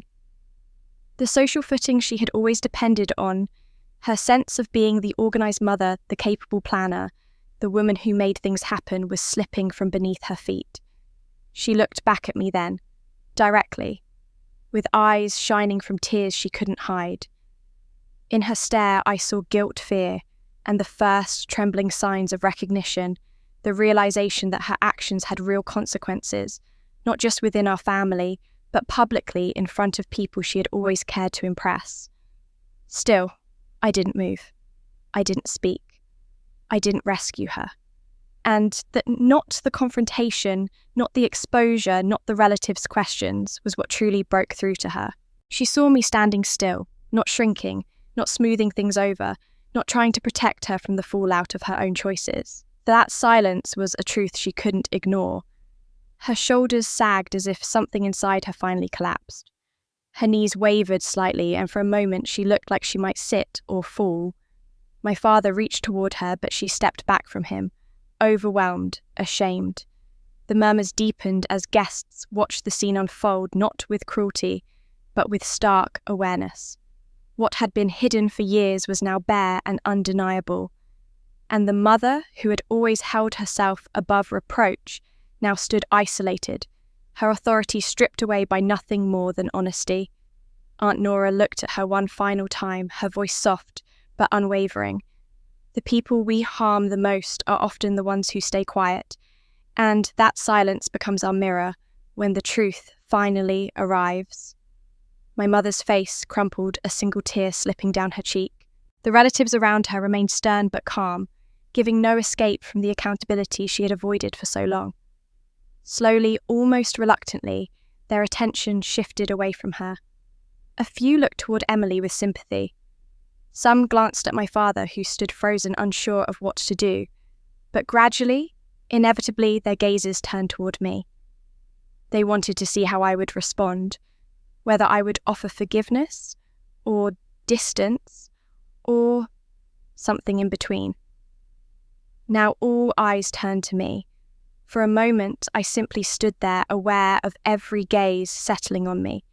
It was strange, the quiet, steady feeling inside my chest was nothing like the trembling I might have expected. I didn't feel triumphant. I didn't feel angry. What I felt was clarity, solid and calm, the kind that comes after finally admitting the truth to yourself and seeing it echoed back by others. I stepped forward slightly, enough that the relatives could hear me without raising my voice. My mother looked up, her eyes pleading in a way that made her look far more fragile than I had ever seen her. Emily stood beside her, her hand hovering near her mother's arm but not quite touching. My father stood a step behind them, his expression lined with regret, and Aunt Nora waited off to the side, her gaze steady, giving me the room to choose my own words. "I appreciate what all of you have said," I began quietly, my voice carrying more easily than I expected. "And I appreciate that you're looking for answers, or maybe a way forward. But I need to be honest too." The circle tightened subtly, as though everyone leaned in just an inch. I kept my gaze steady, not unkind, but firm. "I need distance," I said. "From all of this, from the way things have been, from the expectations and the patterns we've kept repeating." My mother flinched as if the words were a physical blow. I didn't look away. For years, I convinced myself that keeping quiet was the best way to keep the peace, that if I stayed calm and didn't push back, we would all be happier. But all it did was let things continue that should have been addressed a long time ago. Emily's eyes filled instantly, but she didn't speak. My father's hand tightened at his side. "I'm not angry the way you think," I continued. "I'm just tired, and I'm done carrying something alone that doesn't belong to me." I took a slow breath. "So, I'm going to step back from the family for a while." The murmurs softened, then faded entirely. My words settled over the group like a slow-moving wave impossible to ignore. My father closed his eyes briefly, a muscle in his jaw tightening. Emily pressed her fingers to her lips. My mother's face crumpled, but I pressed on gently. "I don't know what the future looks like," I said. "I don't know when if I'll be ready to sit down and talk through everything. That will depend on what happens moving forward, not on what's being said today." I looked at my father first. He met my gaze with a solemn nod, his eyes shining with the weight of everything he hadn't said until now. "Whatever you need," he murmured, voice unstable. "I understand." Then I turned to Emily. She stepped forward instinctively but stopped herself, her expression torn between wanting to hug me and respecting the boundary I had just drawn. "I'll wait," she whispered, her voice trembling. "As long as you need, I'll do the work. I promise." I gave her a small nod, not forgiveness, but acknowledgement. She closed her eyes, letting tears slip quietly down her cheeks. Finally, I looked at my mother. She had always seemed unshakable to me, always certain, always composed. But now she looked hollowed out, her authority stripped bare in front of people who had never questioned her before. Her lips parted, but she didn't seem to know how to begin. When she finally spoke, her voice was barely a whisper. "Melissa, sweetheart, please don't go." The words wavered, trembling with fear she couldn't disguise. "I know I made mistakes," she continued, struggling, "but I can fix this. I can try. I can—" "You can," I said gently, "and I hope you do. For yourself, for Emily, for Dad. But I can't stay close while you figure that out. I need space, Mum. Real space." She reached out a hand, but I didn't step forward. Her fingers curled slowly as though the distance between us hurt more than any criticism could have. "I don't want to lose you," she whispered. "You won't," I said softly. "But I can't come back to the way things were. That part of my life is over." A hush fell over the group again, not heavy like before, but somber, grounded. My words weren't dramatic. They weren't cruel, but they were final enough that my mother understood this wasn't a temporary mood or a punishment. It was a boundary, one I should have set years ago. My father wiped at his eyes, though he tried to do it discreetly. Emily brushed tears off her cheeks, nodding slowly, almost reverently, as though she understood the strength it took for me to say what I had.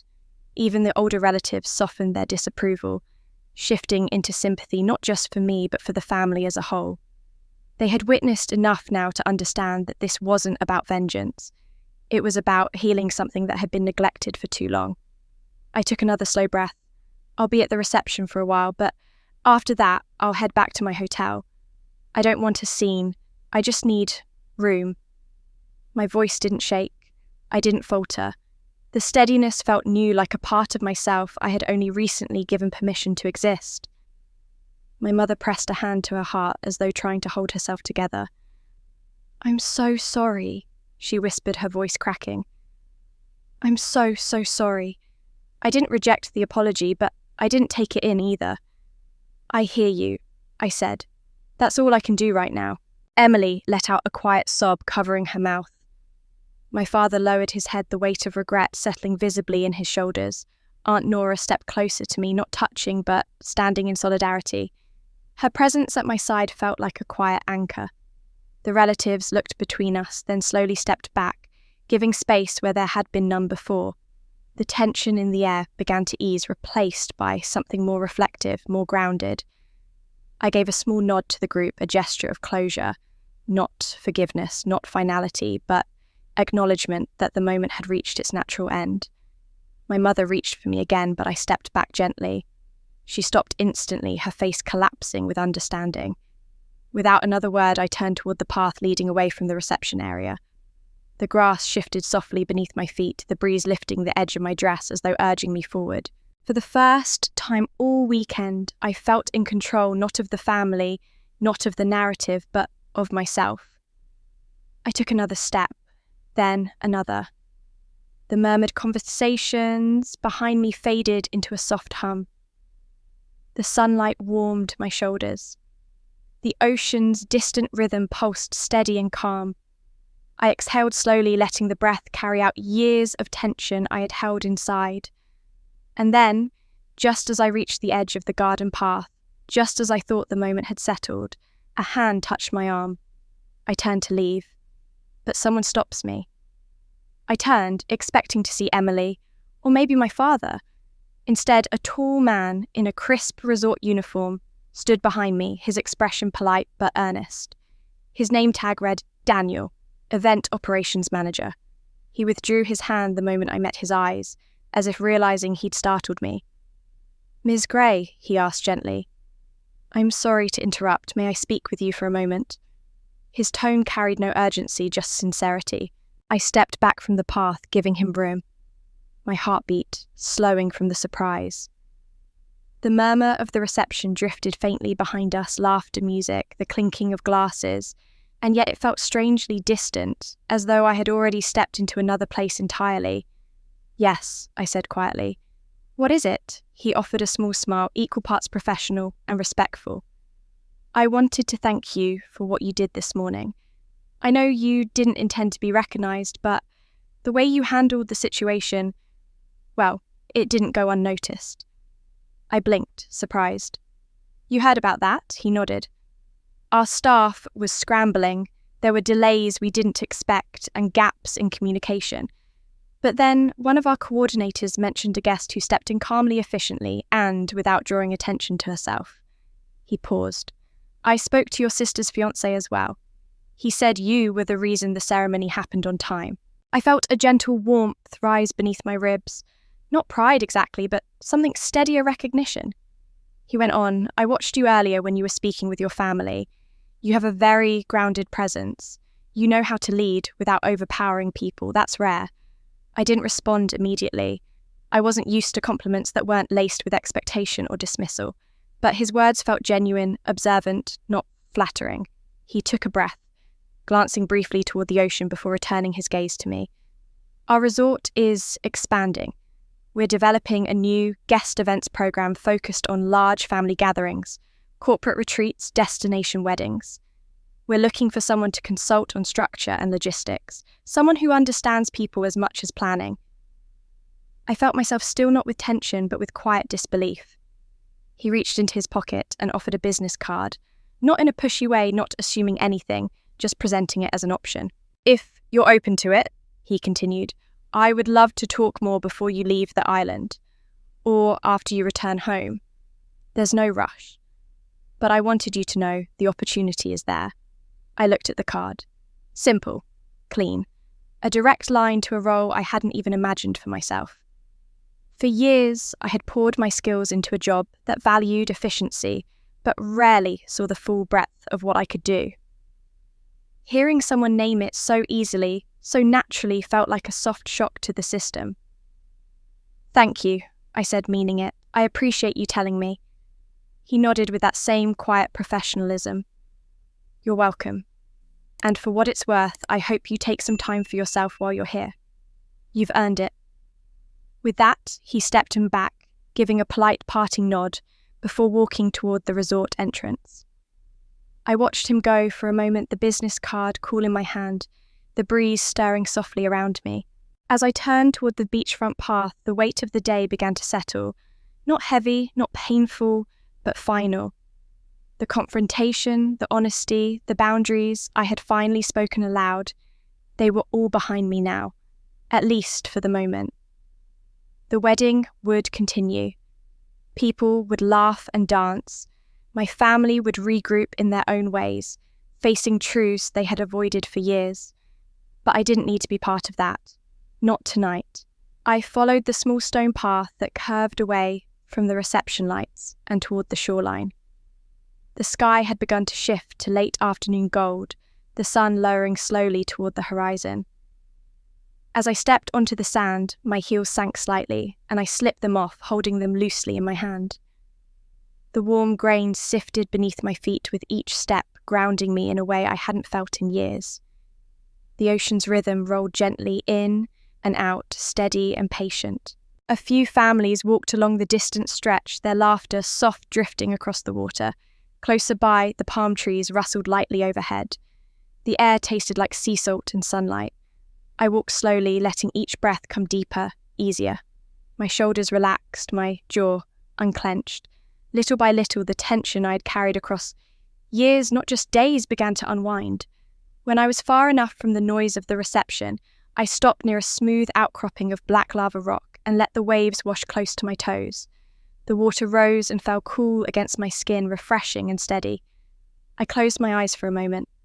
Memories from the day loosened in my mind, the applause, the confrontation, my mother's tears, my father's confession, Emily's trembling promise, the relatives' pointed questions, Aunt Nora's firm verdict, the resort manager's unexpected offer. Each moment had shifted something inside me, gently but unmistakably. For so long, I had defined myself around the edges of my family, fitting into the quiet spaces, stepping aside when needed, absorbing hurts I never named. I had lived like a shadow beside people who believed I didn't need light of my own. But now, standing on the shoreline with the ocean stretching endless before me, I felt something I hadn't felt in years. Not anger, not grief, not longing. Freedom. Not the kind that requires running away, but the kind that settles into your bones when you finally claim yourself. My family might change. Or they might not. They might learn from today, or slip back into old habits. That was theirs to carry, not mine. I had drawn a line, and whether they honoured it or not would no longer determine my worth. I looked down at the business card still held lightly in my hand, a small symbol of something larger. Proof that my value didn't come from being useful to people who took me for granted. Proof that strangers could see strength my family had overlooked. Proof that a new chapter could start not from rage, but from clarity. The breeze lifted my hair gently, brushing it across my face. I tucked it behind my ear and took another slow step closer to the water, letting the next wave rise higher around my ankles. I didn't need to decide anything tonight. Not about the job, not about my family, not about reconciliation. What I needed was exactly what I had found: space. Space to breathe, space to feel, space to choose. No more shrinking, no more waiting to be seen, no more measuring myself against their silence. I drew in a long breath, letting the ocean fill my lungs with its salt and sunlight. And in that breath, I felt a quiet truth settle firmly inside me. I wasn't walking away in anger. I wasn't leaving to punish anyone. I was choosing myself clearly, calmly, finally. I opened my eyes, watching the sun drop lower, the horizon glowing with warm orange light. The future no longer felt like something I had to earn from others. It felt like something I finally had the right to shape. For the first time, I whispered to the waves I didn't need them to see me. Seeing myself was enough. The story of how I reclaimed my voice and stepped into my own life still feels almost unreal even now. When I think back on the moments that led me to that shoreline in Hawaii, I realize how long I had carried a quiet ache I never named. What happened with my family wasn't simple, and it was never going to be fixed with one apology or one emotional scene. Healing didn't come because they suddenly changed. It came because I finally chose myself, gently but firmly, in a way I had never allowed before. I learned that real strength is not silence, and love should never require losing pieces of yourself. Walking along the sand that day, feeling the tide wash over my feet, I understood that every overlooked feeling, every time I stepped aside, every moment I told myself I would be fine had shaped me, but it hadn't hardened me. It had clarified me. When I returned home, life settled into a steadier rhythm. I felt a sense of direction rising inside me, something I hadn't felt in a long time. I reached back out to the resort manager, and our conversations opened doors I never expected, reminding me that my abilities had always been real, even when my family chose not to see them. Whether or not I stepped fully into that opportunity, the fact that someone recognized my strengths without hesitation changed the way I see my own worth. As for my family, the distance I created became necessary. Emily writes often now, sometimes reflecting on how she wants to grow, sometimes simply checking in. My father calls in a more thoughtful, intentional way, finally understanding the weight of the silence he kept for so many years. Even my mother, who once refused to pause long enough to examine her choices, has begun doing the quiet inner work she avoided for decades. It isn't a perfect picture, and it isn't quick, but genuine change rarely comes all at once. It comes slowly, in small shifts, in moments of honesty and discomfort. What matters most is that my life is finally unfolding on my terms, not through someone else's expectations or my own fear of letting others down. Many people will hear this story and recognize pieces of their own lives in it. Maybe you've been the strong one in your family, the dependable one, the person everyone assumed would always be fine. Maybe you've carried burdens without acknowledgement, or waited for someone to finally see your worth. Or maybe you've reached a point like I did, where you realize that waiting for others to validate you only keeps you stuck in the same place. If any part of my story feels familiar, I hope it reminds you that it is never too late to choose yourself. It is never too late to set boundaries. It is never too late to take a deeper breath and live with clarity and confidence again. If this story touched something in you, I would truly love to hear your thoughts. Have you ever felt overlooked by the people closest to you? Have you ever stepped back and found your strength in the space that followed? Share your experience in the comments. Your voice might be exactly what someone else needs to hear today. And if you'd like more stories of resilience, rediscovery, and the quiet courage it takes to reclaim your life, be sure to subscribe to the channel. Together, we can build a community where honesty leads to healing, and choosing yourself becomes the beginning of a better chapter.